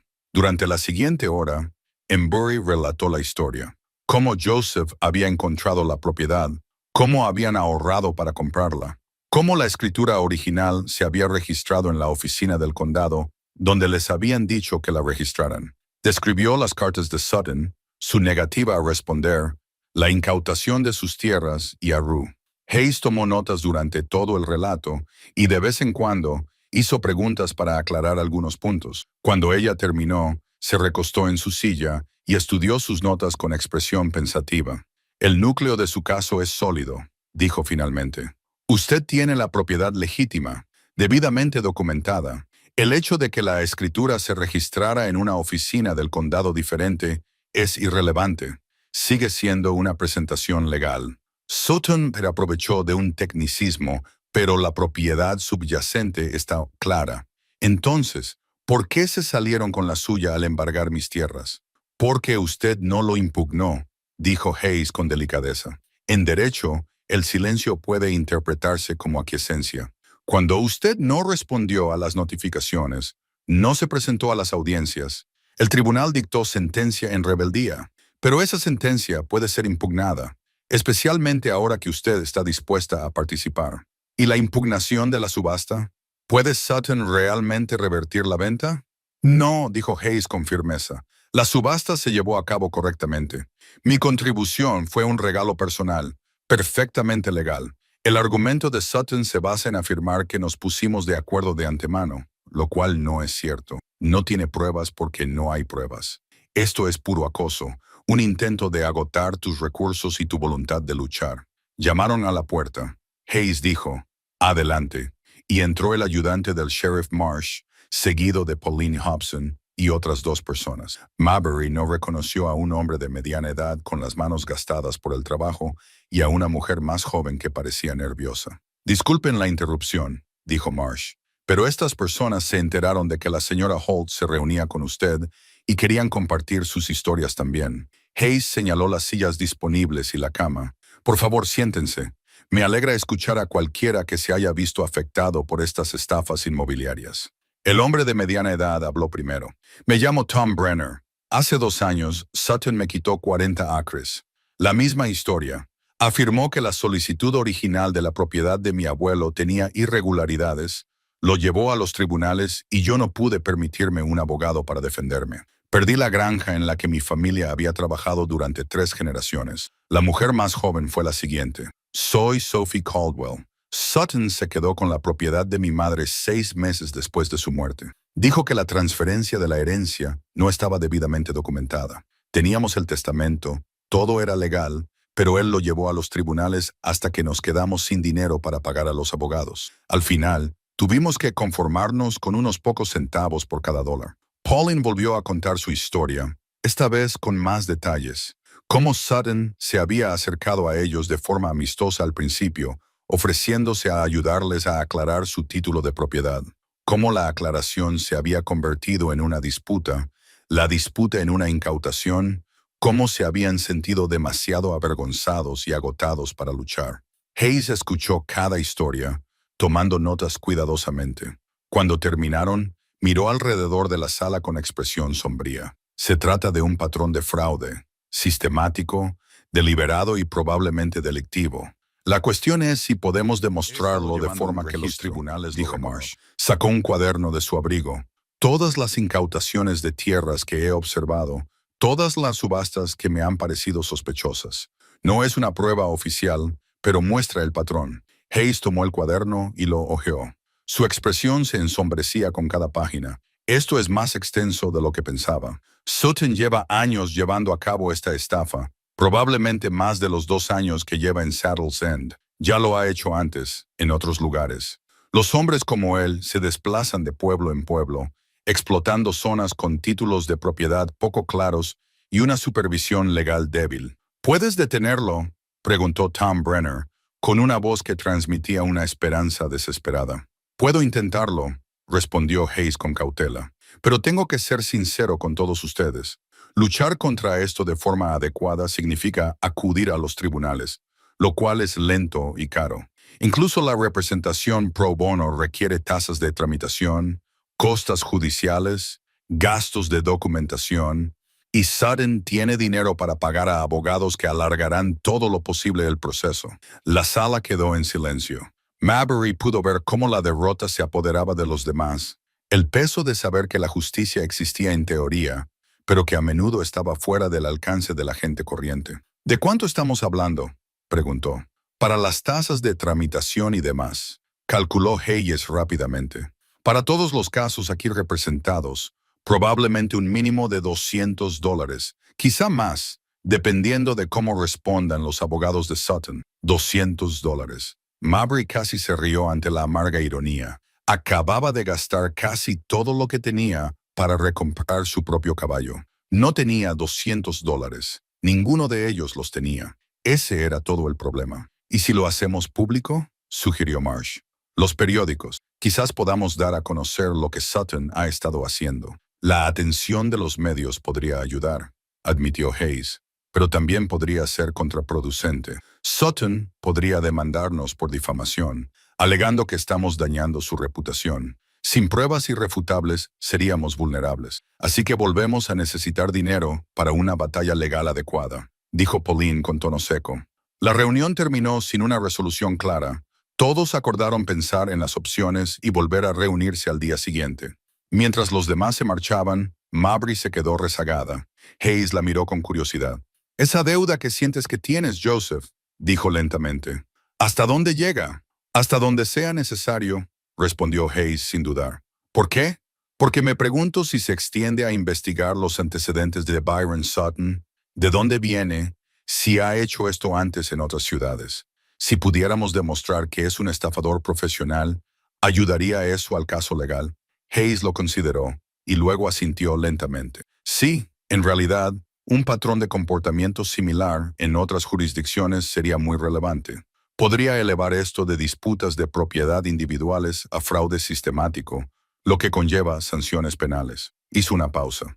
Pero ese tipo de investigación requiere tiempo y recursos. Tendría que enviar telegramas, contactar con colegas de otros condados, buscar registros. ¿Cuánto tiempo? ¿Una semana? Quizás 2, si lo hago a fondo. Mabry tomó una decisión. Hazlo. Cueste lo que cueste, encontraré la manera de pagarte. Señora Holt, usted no tiene. Sé lo que no tengo. Mabry la interrumpió. Pero también sé que esto ahora es más grande que yo. Esas personas que acaban de irse necesitan a alguien que luche por ellas. Y me guste o no, parece que yo soy esa persona. Ella lo miró a los ojos. Joseph te salvó la vida. Quizás tú puedas salvarnos a todos deteniendo a Sutton antes de que destruya a alguien más. Hayes la observó durante un largo momento y luego le tendió la mano. Será un honor ayudarle. Y señora Holt, por si sirve de algo, creo que Joseph estaría muy orgulloso de en quién se ha convertido. Se dieron la mano, sellando un acuerdo que lo cambiaría todo. Embry salió del hotel sintiéndose más ligera y más pesada que antes. Más ligera porque ya no luchaba sola. Más pesada porque acababa de comprometerse en una batalla que podría consumir meses o años de su vida. De camino a la ciudad, se detuvo en la tienda general para comprar suministros básicos antes de regresar a la montaña. El tendero, un anciano llamado George, la miró de forma extraña. «He oído lo que hiciste en la subasta», dijo mientras calculaba el total de sus compras. «Hiciste falta de valor para plantarle cara a Sutton así. Solo quería recuperar mi caballo». «Quizás sea así, pero la gente está hablando, diciendo que quizás sea hora de que alguien cuestione cómo funcionan las cosas por aquí». Se inclinó hacia ella. «Mi hermano perdió su propiedad a manos de Sutton el año pasado. Si se avecina una pelea, dile que contribuiré con lo que pueda». Mabry parpadeó sorprendida. «Eso es muy generoso. No es generosidad, es inteligencia». George metió sus provisiones en una bolsa. «Sutton es como una enfermedad. No se cura una enfermedad ignorándola. Hay que cortarla de raíz antes de que se propague». Hubo otras 2 conversaciones similares antes de que Mabry se marchara del pueblo. Un carpintero que había perdido sus herramientas por una inclinación sospechosa. Una viuda cuya propiedad había cambiado misteriosamente de límites después de que Sutton ayudara a medirla. Todos le ofrecieron su apoyo, ya fuera dinero, testimonio o simplemente ánimos. Cuando Mabry empezó a subir la montaña, Comprendió algo que antes no había entendido del todo. No estaba sola en esta lucha. La comunidad estaba lista para contraatacar. Solo habían estado esperando a que alguien diera el primer paso. Ella se había convertido en esa persona sin quererlo, simplemente por negarse a desaparecer en silencio cuando los poderosos querían que se fuera. La pregunta ahora era si ser esa persona sería suficiente para ganar. 10 días después de la reunión de Maber con Warren Hayes, llegó un telegrama a la oficina del ayudante del sheriff. Este se dirigió inmediatamente a su cabaña, con el rostro enrojecido por la emoción y el esfuerzo. Señora Holt, la llamó al desmontar. Hayes ha enviado esto. Tiene que leerlo. Mabry cogió el telegrama, con las manos repentinamente temblorosas. El mensaje era breve, pero explosivo. Sutton, nombre real Byron Peterson. Stop, buscado. 3 condados, fraude y malversación. Stop, trama inmobiliaria. Idéntico territorio de Nevada. 281. Stop, huyó antes del juicio. Stop, orden de arresto aún vigente. Stop, se adjunta documentación. Stop, Hayes.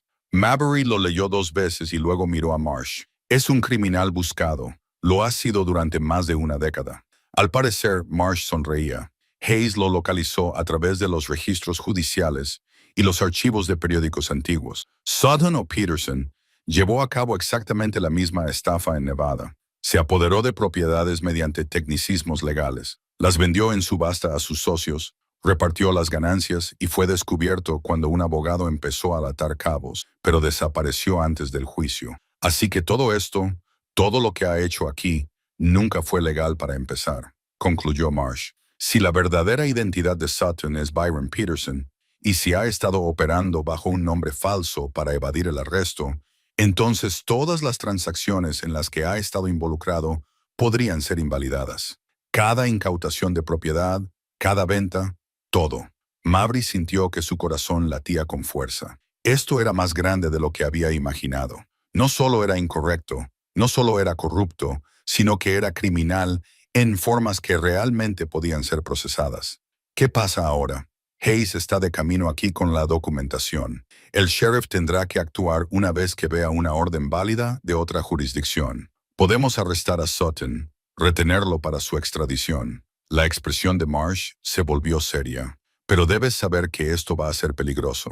Una vez que Sutton se dé cuenta de que sabemos quién es realmente, podría huir o podría luchar. Los hombres que tienen tanto que perder no siempre se van sin oponer resistencia. ¿Crees que haría daño a alguien? Creo que está desesperado. Y los hombres desesperados son impredecibles. Marsh cambió de postura. Voy a enviar a un ayudante al ayuntamiento, donde Hayes va a presentar las pruebas. Y me sentiría mejor si te quedaras en la ciudad durante unos días, en algún lugar público donde Sutton no pueda acercarse a ti a solas. Mabry se enfadó ante la sugerencia. Puedo cuidar de mí misma. Sé que puedes, pero Sutton sabe dónde vives. Sabe que estás aislada aquí arriba. Si decide tomar represalias antes de que podamos arrestarlo. Marsh dejó la frase en el aire. La idea de que Sutton fuera a su cabaña a amenazar a Rue o a quemar sus propiedades le revolvió el estómago. Ella le había plantado cara en público y lo había humillado en la subasta. Si se daba cuenta de que todo su plan estaba a punto de desmoronarse, ¿qué le haría a la mujer que había iniciado el desmoronamiento? Iré a la ciudad, dijo ella a regañadientes, pero llevaré a Rue. Tampoco lo dejaré solo aquí arriba. 3 días después, Warren Hayes regresó a Saddle's End con una cartera de cuero llena de documentos. Había hecho más que descubrir la verdadera identidad de Sutton. Había construido un caso completo que mostraba el patrón de fraude en múltiples territorios. Incautaciones de propiedades en Nevada, transferencias sospechosas de terrenos en Colorado, subastas forzadas en Wyoming, el mismo esquema, las mismas técnicas, el mismo resultado. Familias desplazadas y un hombre llamado Byron Peterson que se enriquecía con las pérdidas de otras personas. La reunión se celebró en el ayuntamiento y acudió casi la mitad de Saddle's End. Se había corrido la voz de que estaba sucediendo algo importante, que la misteriosa investigación sobre las actividades de Sutton había dado sus frutos. Pauline Hobson a su lado, con Tom Brenner y Sophie Caldwell, y docenas de personas más llenando los bancos detrás de ellos. Hayes se situó al frente de la sala, con sus documentos organizados sobre una mesa. El sheriff, un hombre mayor llamado Bill Crawford, que había evitado en gran medida las controversias durante su mandato, se sentó a un lado, con aspecto profundamente incómodo. El ayudante Marsh se situó junto a la puerta, con la mano cerca de su pistola. Gracias a todos por venir, comenzó Hayes. Voy a presentar pruebas de que Byron Sutton, el agente inmobiliario que ha estado operando en Saddle's End durante los últimos 7 años, es en realidad Byron Peterson, un fugitivo buscado por fraude y malversación en el territorio de Nevada. Un murmullo colectivo recorrió la multitud. Hayes expuso el caso metódicamente, mostrando documentos judiciales de Nevada, carteles de "Se busca", con el rostro de un Sutton más joven claramente visible, recortes de periódico que describían su plan y su posterior huida de la justicia. Con cada prueba, los murmullos de la multitud se hacían más fuertes y enfadados. Además, continuó Hayes, he documentado al menos 15 incautaciones de propiedades en este condado que siguen exactamente el mismo patrón que Peterson utilizó en Nevada. Falsas reclamaciones de documentación, irregularidades, disputas legales fabricadas, subastas forzadas en las que los socios de Peterson compraron propiedades por debajo del precio de mercado. La pérdida estimada para las familias de esta comunidad supera los $10,000. $10,000. La cifra era asombrosa. Representaba años de trabajo, el legado de familias enteras, la seguridad que la gente había construido a lo largo de generaciones. El sheriff Crawford se levantó y carraspeó. Un momento, juez Hayes. Son acusaciones muy graves. ¿Está seguro de esta identificación? Absolutamente seguro. Hayes sacó un cartel de "Se busca" y una fotografía reciente de Sutton y los puso uno al lado del otro. Incluso teniendo en cuenta los 15 años de envejecimiento, el parecido era inconfundible. La misma cara estrecha, los mismos ojos calculadores, la misma cicatriz distintiva sobre la ceja izquierda. ¿Dónde está Sutton ahora?, gritó alguien entre la multitud. Marsh tomó la palabra. No lo sabemos. Fui a su oficina esta mañana para traerlo para interrogarlo y ya no estaba. Su casero dijo que se fue anoche con todas sus pertenencias, pagó el alquiler del mes y desapareció. La sala estalló en gritos de ira. La gente quería saber cómo se había podido advertir a Sutton, quién le había avisado, por qué el sheriff no había actuado antes. Crawford intentó restablecer el orden, con el rostro enrojecido por la frustración y la vergüenza. Hayes levantó las manos para pedir silencio. Por favor, todos, entiendo la ira, pero debemos centrarnos en lo que viene a continuación. Sheriff Crawford, le solicito formalmente que emita una orden de arresto contra Byron Peterson y notifique a los condados vecinos para que estén atentos a él. Crawford asintió a regañadientes. Enviaré los telegramas hoy mismo. ¿Qué pasa con nuestras propiedades?, preguntó Tom Brenner. Si todas sus confiscaciones fueron ilegales, ¿recuperaremos nuestras tierras? Eso es más complicado, admitió Hayes. Si las confiscaciones fueron realizadas por un fugitivo que operaba con una identidad falsa, pueden ser impugnadas en los tribunales. Pero el proceso legal lleva tiempo. Tendremos que presentar peticiones, demostrar cada caso individualmente y seguir los trámites del sistema. No tenemos tiempo, dijo Sophie Caldwell, con la voz quebrada. Algunos llevamos meses sin hogar. No podemos permitirnos esperar a los tribunales y a los abogados. Marbury se levantó, sorprendiéndose a sí misma tanto como a los demás. Entonces no esperaremos. Recuperaremos lo que es nuestro. La sala quedó en silencio. Hayes la miró alarmado. Señora Holt, no puedo aconsejarle. No pido consejo, dijo Marbury con firmeza. Lo que digo es que, si la ley no nos ayuda lo suficientemente rápido, nos ayudaremos nosotros mismos. Me robaron mi tierra mediante un fraude. La tierra de Tom, la tierra de Sophie, la tierra de Pauline, todas robadas. Si Sutton se ha ido y sus reclamaciones nunca fueron legales, ¿qué nos impide volver a nuestras propiedades? La ley, dijo Crawford con rigidez, no se puede ocupar una tierra solo porque se cree que se tiene derecho a ella. ¿Por qué no?, replicó Marbury. Sutton hizo precisamente eso y usted lo permitió. Ocupó nuestras tierras mediante documentos falsos y subastas corruptas, y ahora ha huido como el cobarde que es. Nosotros no somos delincuentes, somos los legítimos propietarios, recuperando lo que siempre fue nuestro. Marsh parecía indeciso. Señora Holt, como ayudante del sheriff, no puedo apoyar la justicia por mano propia. Entonces haga la vista gorda, dijo Mabry sin rodeos. Porque lo haremos, lo apoye usted o no. La multitud murmuraba ahora, algunos de acuerdo, otros indecisos. Hayes intentó de nuevo interponer una advertencia legal, pero Mabry podía ver el cambio que se estaba produciendo en la sala. La gente estaba cansada de esperar, cansada de ser víctima, cansada de ver cómo el sistema protegía a su agresor mientras no les ofrecía más que retrasos y excusas. Pauline se puso de pie junto a Mabry. Yo estoy con ella. Mi marido y yo volveremos mañana a nuestra granja. Si alguien intenta detenernos, que le explique al juez por qué no pertenecemos a la tierra por la que pagamos y trabajamos durante 30 años. Tom Brenner se levantó. Yo también. Voy a reclamar mi propiedad. Sophie Caldwell se unió a ellos, luego otros, hasta que la mitad de la sala estaba de pie. No era una turba ni un motín. Era algo más poderoso.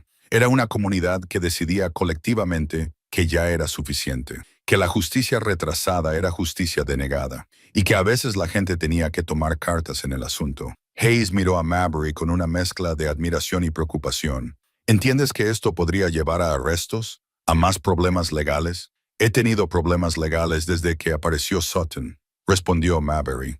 Al menos así estoy luchando en lugar de simplemente aguantar.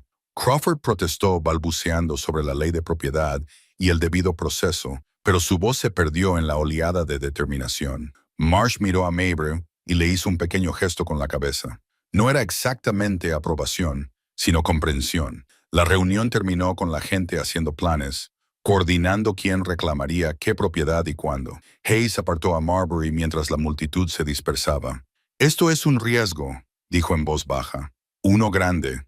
Todo lo que vale la pena hacer es un riesgo, respondió Mabry. Joseph me enseñó eso cuando volvió a esa mina por ti. Hayes sonrió con tristeza. Efectivamente, lo hizo. Muy bien, haré lo que pueda para proporcionar cobertura legal. Presentaré las mociones adecuadas para respaldar tus acciones después de los hechos. Pero Mabry, ten cuidado. Sutton puede haber desaparecido, pero tenía socios, gente que se benefició de sus planes. No renunciarán fácilmente a sus propiedades robadas. Entonces tendrán que quitárnoslo 2 veces, dijo Mabry. Y esta vez no nos quedaremos de brazos cruzados. Al salir del ayuntamiento, Mabry sintió algo que no había sentido en años. Esperanza mezclada con determinación. Había venido a Saddle's End solo para recuperar su caballo. Ahora lideraba un movimiento para reclamar el patrimonio robado de toda una comunidad. No sabía si funcionaría. No sabía si la ley acabaría apoyándolos o aplastándolos, pero sabía que no podría vivir en paz consigo misma si no lo intentaba. Joseph lo habría entendido y lo habría aprobado.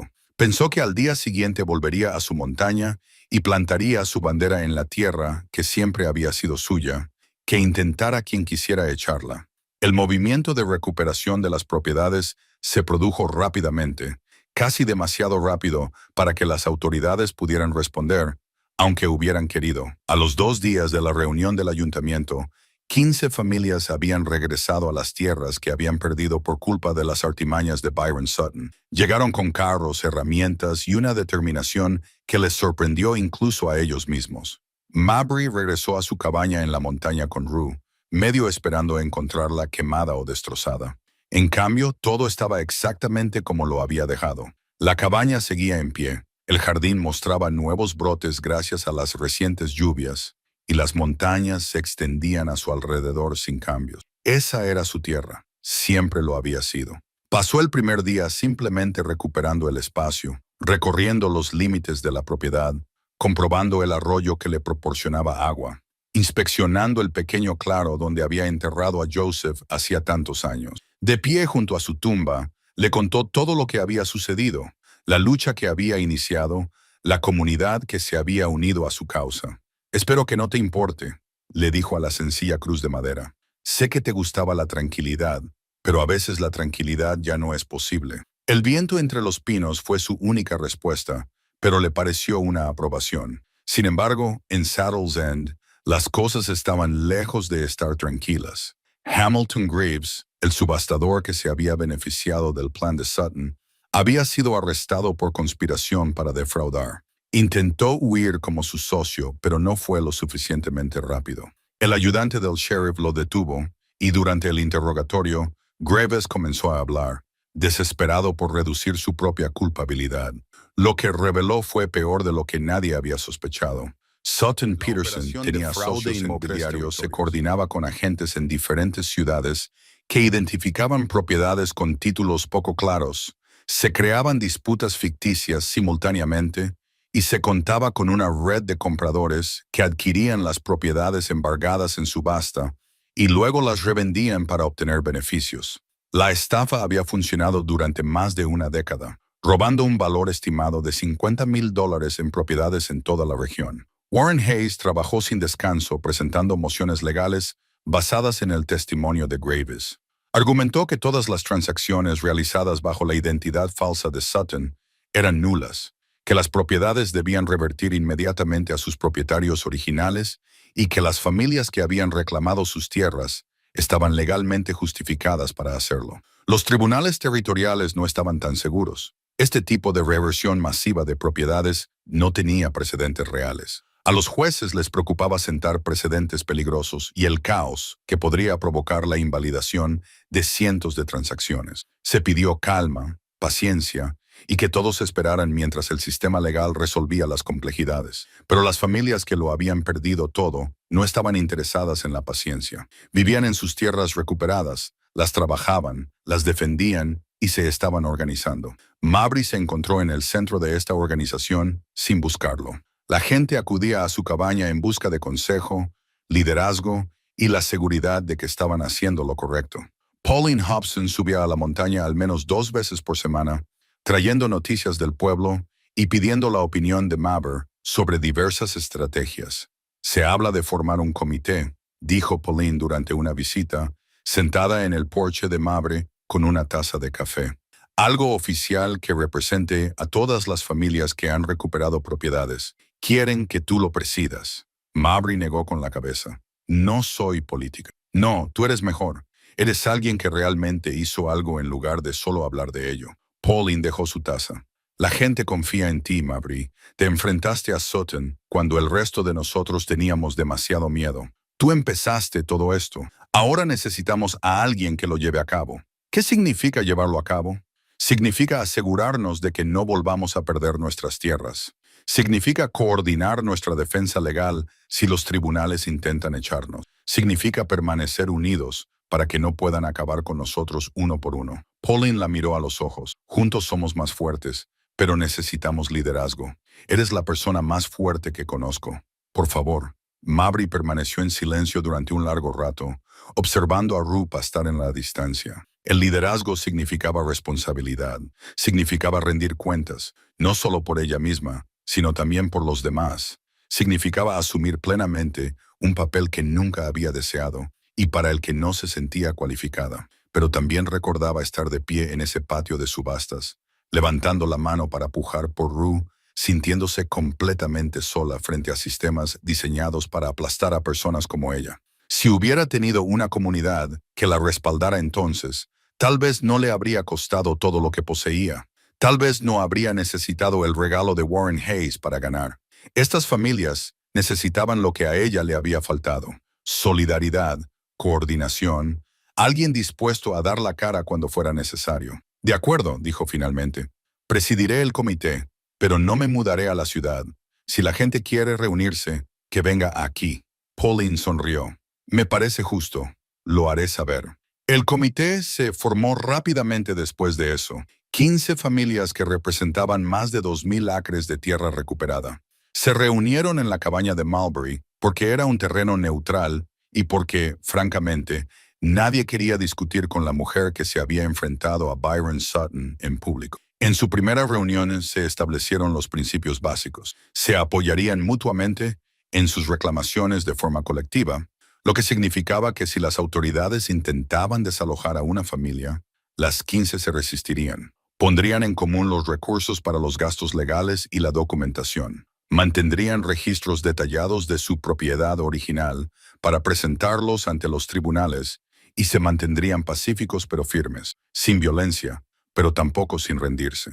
El ayudante del sheriff Marsh asistió a esa reunión de manera no oficial. El sheriff Crawford está bajo presión por parte del gobernador territorial.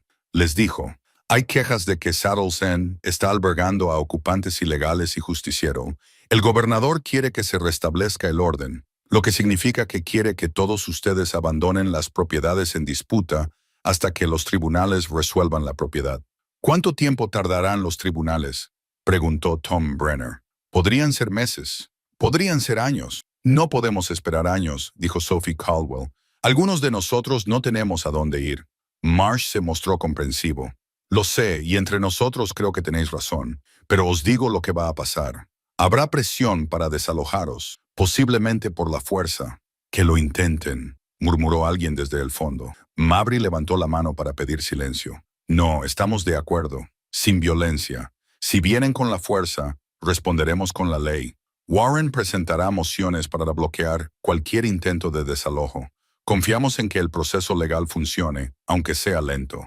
Y si no funciona, desafió Tom. Entonces haremos que funcione, dijo Mabry con firmeza. Haremos tanto ruido que ignorarnos será más difícil que ayudarnos. Contactaremos con los periódicos, los representantes territoriales, cualquiera que nos escuche. Presentaremos nuestro caso al público, no solo a los jueces. Hayes, que había estado observando en silencio, tomó la palabra. En realidad, es una estrategia sensata. La opinión pública puede influir en los resultados legales, especialmente en asuntos territoriales en los que los jueces designados responden ante los funcionarios electos. Si podemos demostrar que una comunidad de familias trabajadoras está siendo víctima de un fraude sistemático, se vuelve políticamente difícil ponerse del lado de los estafadores. ¿Cómo lo hacemos?, preguntó Pauline. Contamos nuestras historias, dijo Mabry.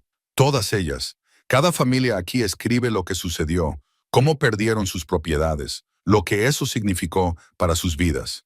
Recopilamos esas historias y las enviamos a los periódicos, a la capital del territorio, a cualquiera que pueda estar interesado. La reunión continuó durante horas, planificando y organizando. Cuando la gente se marchó, tenían una estrategia, un calendario y un sentido común del propósito. Mabry se sentía agotado, pero también lleno de energía. Era un trabajo importante, un trabajo que realmente podía cambiar las cosas. Durante la semana siguiente, se recopilaron las historias.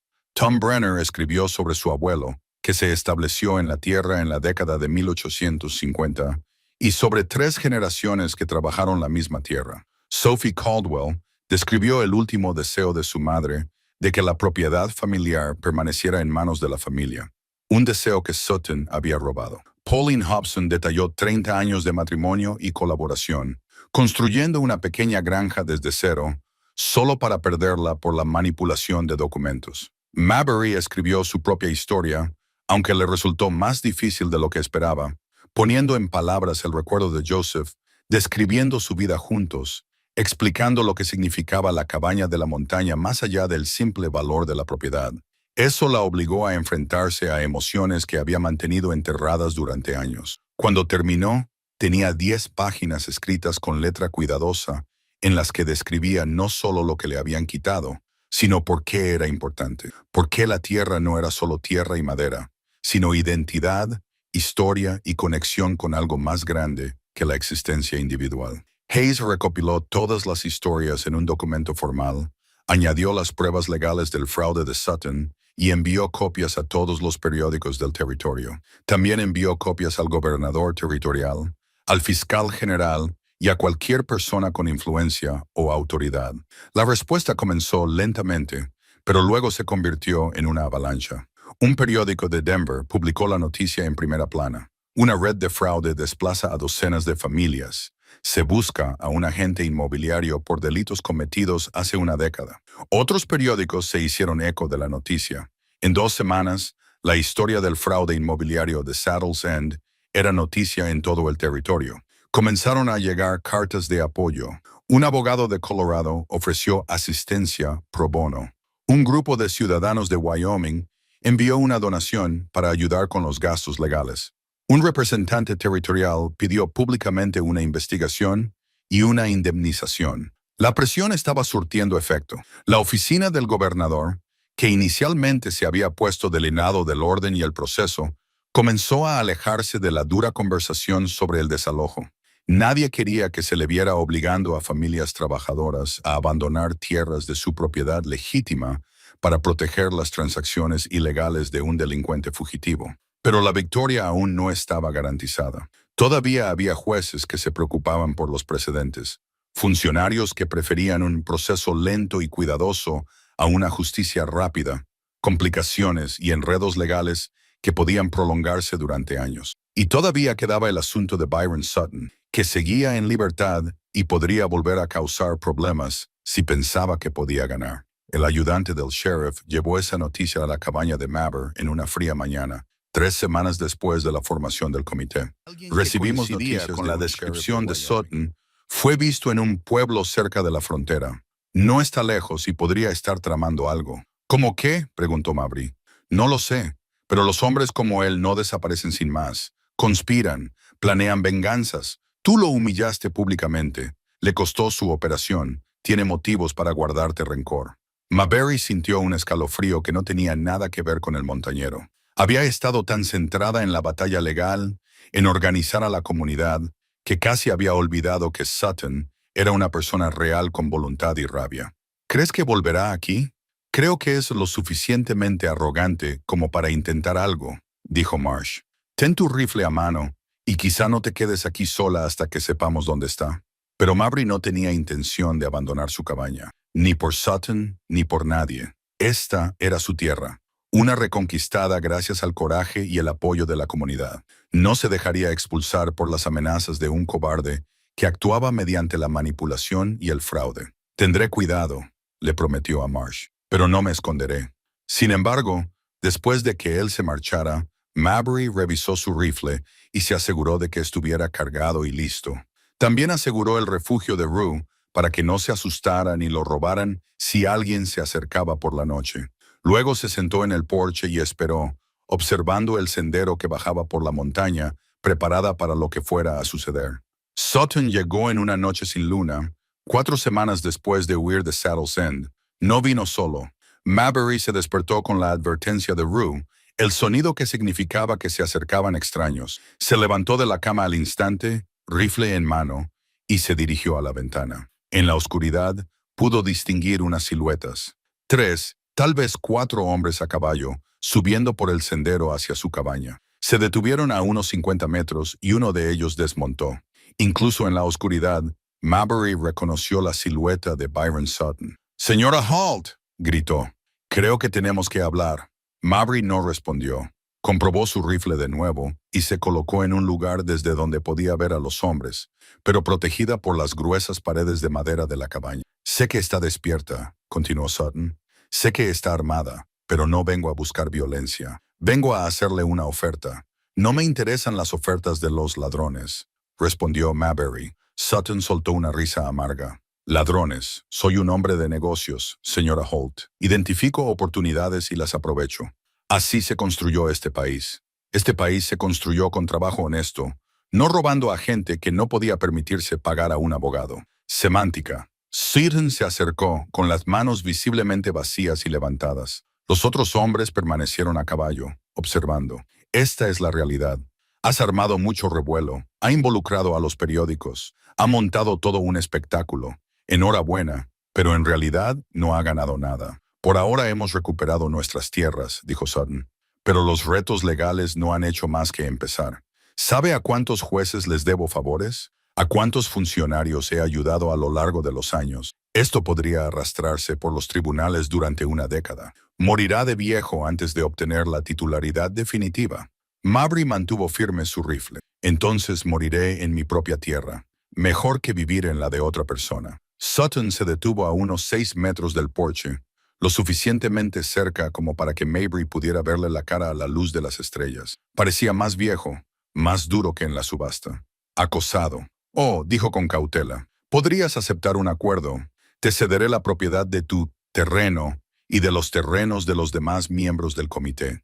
No más disputas legales, no más complicaciones. Tú ganas. ¿A cambio de qué? Tu silencio y los archivos de Warren Hayes». La voz de Sutton se endureció.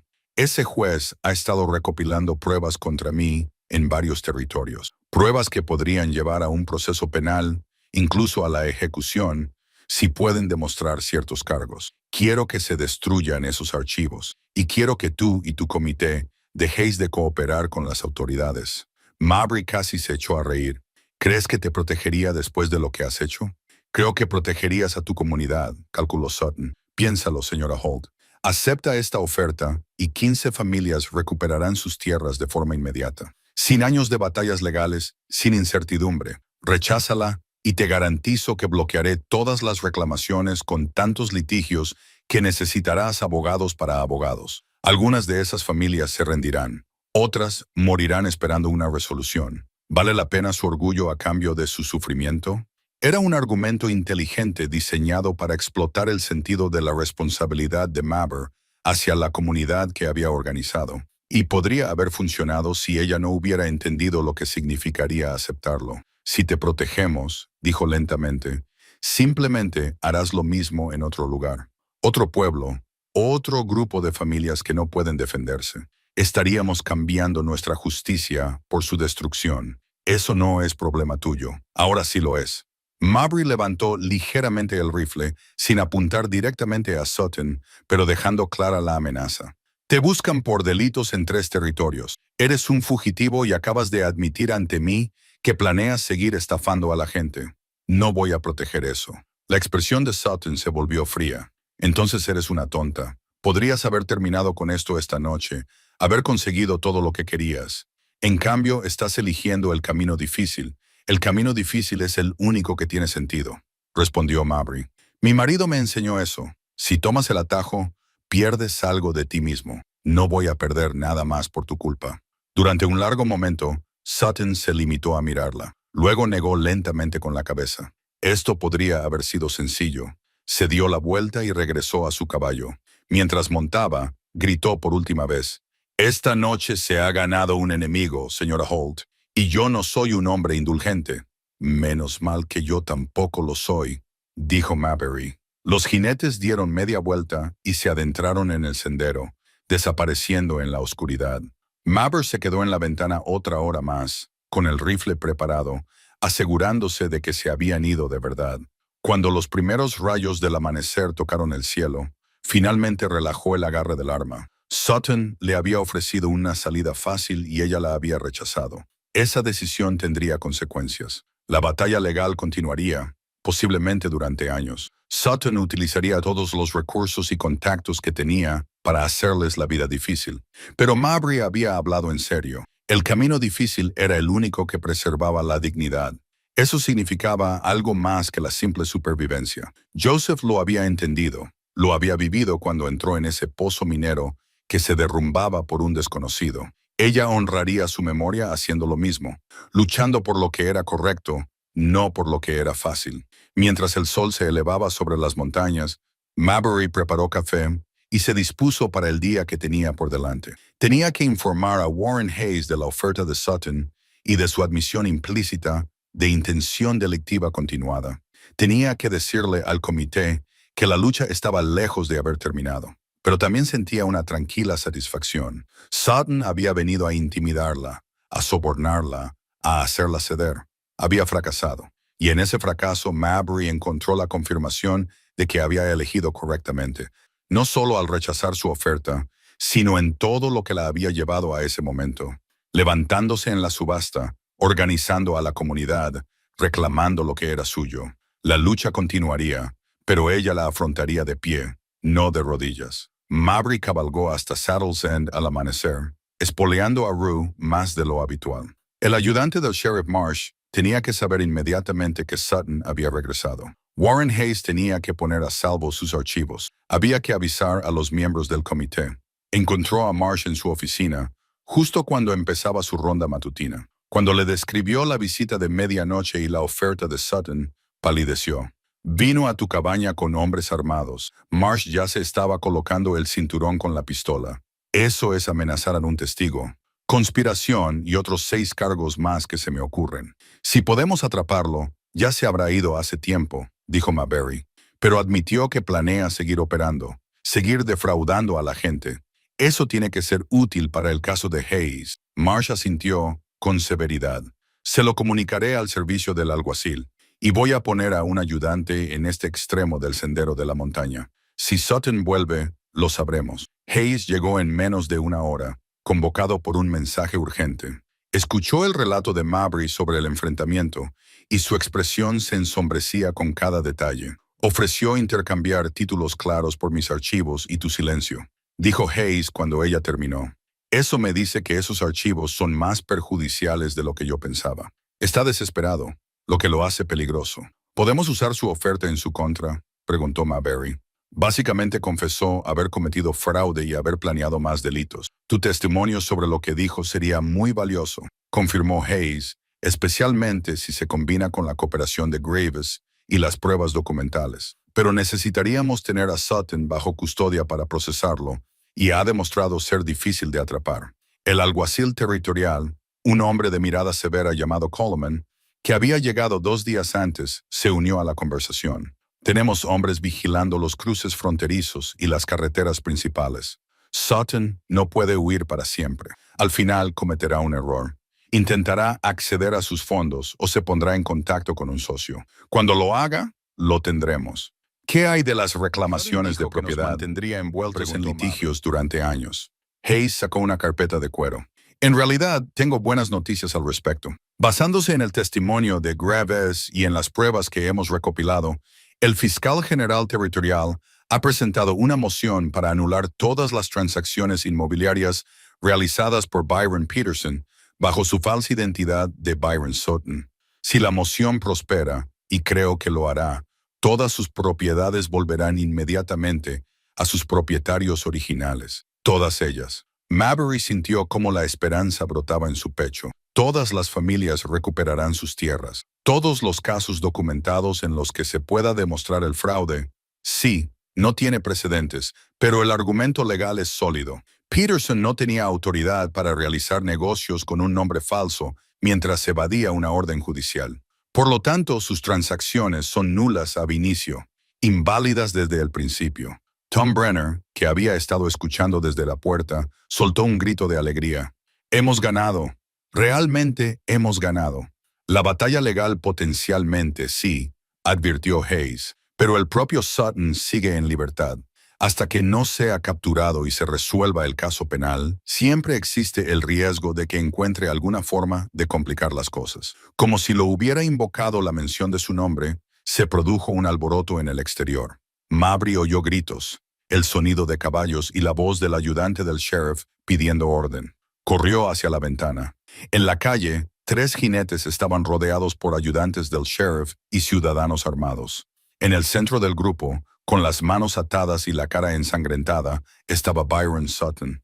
Marsh lo agarró por el cuello y lo sacó bruscamente de la silla de montar. Lo pillé intentando colarse en la oficina de Hamilton Greaves, anunció Marsh, probablemente buscando pruebas para destruir. Los ojos de Sutton encontraron a Mabry en la ventana, y el odio en su mirada era palpable. Esto no ha terminado, gruñó. Creéis que habéis ganado, pero yo tengo abogados, contactos. Vosotros tenéis órdenes judiciales, interrumpió Marshall Coleman, adelantándose con documentos oficiales. Byron Peterson, quedas detenido por fraude, malversación, uso de identidad falsa y evasión de la justicia. Permanecerá aquí a la espera de su extradición al territorio de Nevada para ser juzgado. La multitud que se había reunido estalló en vítores. Mabry vio a Pauline Hobson en el grupo, con lágrimas corriendo por su rostro. Tom Brenner estrechaba la mano de cualquiera que estuviera cerca. Sophie Caldwell estaba de pie con el brazo alrededor de una anciana que debía de ser su madre. Ambas observaban el arresto de Sutton con feroz satisfacción. Hayes apareció junto a Mabry en la ventana. Ya está hecho, dijo en voz baja. Será juzgado por los delitos cometidos en Nevada y luego se enfrentará a los cargos aquí. Con el testimonio de Graves y las pruebas que hemos recopilado, pasará el resto de su vida en prisión. Mabry sintió que algo se liberaba en su pecho, una tensión que había estado soportando durante meses sin darse cuenta del todo. Y nuestra tierra. La moción del fiscal general se verá la semana que viene, pero con Sutton bajo custodia y sin poder oponer resistencia, es básicamente una formalidad. Tendrás la propiedad en regla en un mes. Abajo, Marsh conducía a Sutton hacia la cárcel, y la multitud se apartaba para dejarlos pasar. Algunos gritaban insultos, otros simplemente miraban con sombría satisfacción. Este hombre les había robado, manipulado y tratado sus vidas y medios de subsistencia como mercancías que explotar. Verlo atado y derrotado era la justicia manifestada. Mabry no se unió a los gritos. Simplemente se quedó en la ventana observando, sintiendo el peso de todo lo que había sucedido desde que entró por primera vez en ese patio de subastas hacía semanas. Había venido a por un caballo y había terminado liderando un movimiento. Había buscado el aislamiento y había encontrado una comunidad. Había buscado la justicia simple y había logrado algo más grande. Gracias, le dijo a Hayes, por todo, por el por los $10 de la subasta, por la ayuda legal, por creer que esta lucha merecía la pena. Hayes sonrió. Gracias por darme la oportunidad de devolver la amabilidad de Joseph y por mostrarme que, a veces, el valor se parece a una mujer de las montañas que se niega a renunciar a lo que es suyo. La puerta de la cárcel se cerró tras Byron Sutton. La multitud comenzó a dispersarse. La gente hablaba con entusiasmo sobre lo que vendría después, sobre las propiedades recuperadas y la justicia restaurada. Mabry lo observó todo y sintió, por primera vez en años, algo parecido a la paz. 6 semanas después del arresto de Byron Sutton, Mabry Holt estaba de pie en el porche de su casa, contemplando los colores otoñales que se extendían por las laderas de las montañas.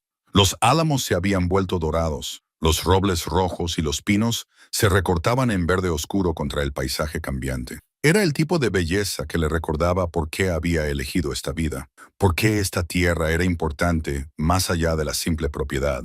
Rue pastaba contento en su zona, con el pelaje grueso y sano al acercarse el invierno. Había vuelto a adaptarse al ritmo de la vida en la montaña, como si la incautación y la subasta nunca hubieran ocurrido. Los animales vivían en el presente, reflexionó Mabry. No guardaban rencor ni se obsesionaban con las injusticias. Había sabiduría en eso. Sobre la mesa de su cabaña había un documento oficial con el sello territorial, la escritura de su propiedad debidamente registrada, legalmente inexpugnable, la titularidad clara de 160 acres de terreno montañoso que ella y Joseph habían comprado, trabajado y amado. Después de todo lo que había pasado, después de todas las luchas, el miedo y la incertidumbre, tenía la prueba legal de lo que siempre había sabido en su corazón. Esta tierra era suya. Otras 14 familias habían recibido documentos similares en el último mes. La moción del fiscal general había tenido un éxito que superaba incluso las optimistas predicciones de Warren Hayes. No solo se anularon las confiscaciones de la era Sutton, sino que el tribunal ordenó una indemnización para las familias que habían sido desplazadas con fondos procedentes de los activos confiscados a Sutton y de los ingresos de la subasta que Graves había guardado en varias cuentas. No era suficiente para restaurar todo lo que se había perdido. Ninguna cantidad de dinero podía devolver los años de seguridad que la gente había perdido, el estrés que habían soportado, la confianza en los sistemas que se había roto. Pero era algo. Era el reconocimiento de que se les había hecho daño y merecían una indemnización. El propio Byron Sutton estaba a la espera de juicio en Nevada, con cargos adicionales pendientes en otros 3 territorios. Graves se había declarado culpable de los cargos de conspiración a cambio de su cooperación y había recibido una reducción de la pena a 5 años. El juez que había firmado muchas de las órdenes de incautación había dimitido bajo presión y se hablaba de investigar a otros funcionarios que podrían haber sido cómplices. El sistema legal, a pesar de sus defectos y retrasos, había acabado por impartir algo parecido a la justicia. Mabry oyó el sonido de cascos en el camino y al levantar la vista vio al ayudante del sheriff cabalgando hacia su cabaña. Se había convertido en un visitante habitual durante las últimas semanas, comprobando su bienestar y trayéndole noticias de la ciudad. Ella sospechaba que su preocupación iba más allá del simple deber. Una vez le dijo que lo que había ocurrido en Saddle's End le había devuelto la fe en que la aplicación de la ley podía significar algo real, que podía proteger realmente a la gente en lugar de limitarse a mantener el orden para los que ya estaban en el poder. «Buenos días, señora Holt», la saludó al desmontar. «¿Algo del juez Hayes?» Le entregó un sobre. Dentro había una carta con la cuidada letra de Hayes y una fotografía. La carta decía: «Querida Mabry, regresaré a Denver la semana que viene. He concluido mis asuntos en Saddle's End Quería dejarle esta fotografía tomada de Joseph y de mí después de que él me sacara de ese pozo minero. La he guardado todos estos años, como recuerdo de la deuda que tenía y del tipo de hombre que era su marido. Usted ha honrado su memoria con creces con sus acciones, el valor que demostró, la comunidad que reunió, la justicia que exigió. Todo ello refleja los valores por los que Joseph se regía. Él estaría extraordinariamente orgulloso de usted. Espero que sigamos en contacto. Se ha convertido en una amiga, no solo en la viuda del hombre que me salvó la vida. Por favor, escríbeme si alguna vez necesitas algo, ya sea legal o de otro tipo. Con profundo respeto y afecto, Warren Hayes. La fotografía mostraba a dos hombres jóvenes, ambos cubiertos de polvo de mente. Joseph sonreía, con el brazo alrededor de los hombros de Hayes en señal de camaradería. Mabry recorrió con el dedo el rostro de Joseph y vio en su expresión la misma bondad constante que la había atraído hacia él hacía tantos años. Parece feliz, observó Marsh. Lo era, dijo Mabry en voz baja. Joseph era bueno encontrando alegría en las pequeñas cosas, ayudando a la gente, haciendo un trabajo honesto, siendo útil. No necesitaba mucho más que eso.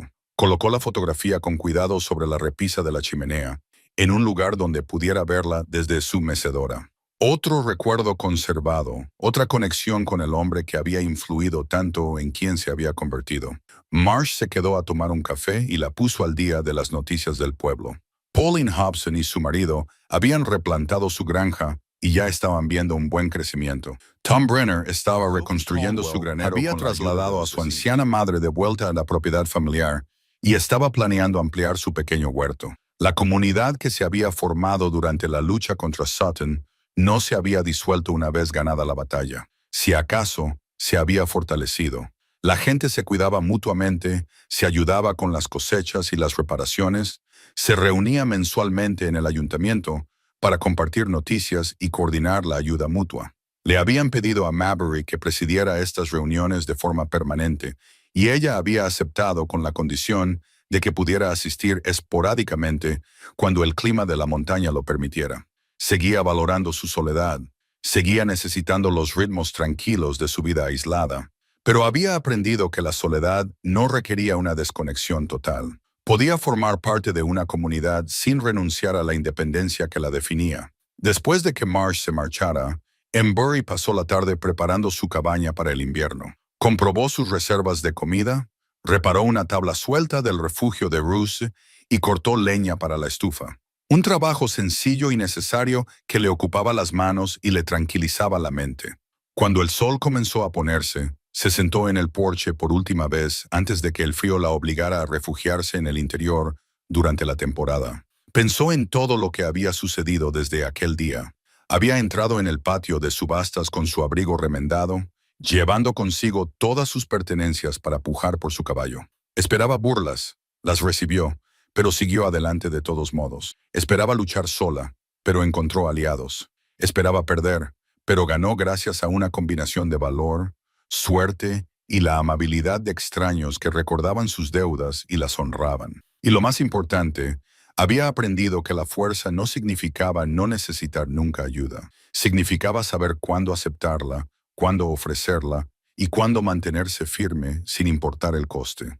Las montañas se extendían a su alrededor en la luz que se desvanecía, permanentes e inmutables. Esta tierra sobreviviría a ella, sobreviviría a todos los que luchaban por ella, sobreviviría a los sistemas y planes que intentaban controlarla. Pero mientras estuviera allí, mientras respirara y trabajara esa tierra, era suya, verdaderamente, legalmente, irrevocablemente suya. Mabry Holt entró en casa cuando aparecieron las primeras estrellas, segura en su hogar y en su lugar en el mundo. Mañana se despertaría y se ocuparía de gobernar. Trabajaría su tierra y tal vez iría al pueblo si el tiempo lo permitía. El futuro se extendía ante ella con toda su incertidumbre y sus posibilidades. Pero esa noche simplemente estaba allí, en su montaña, en su cabaña.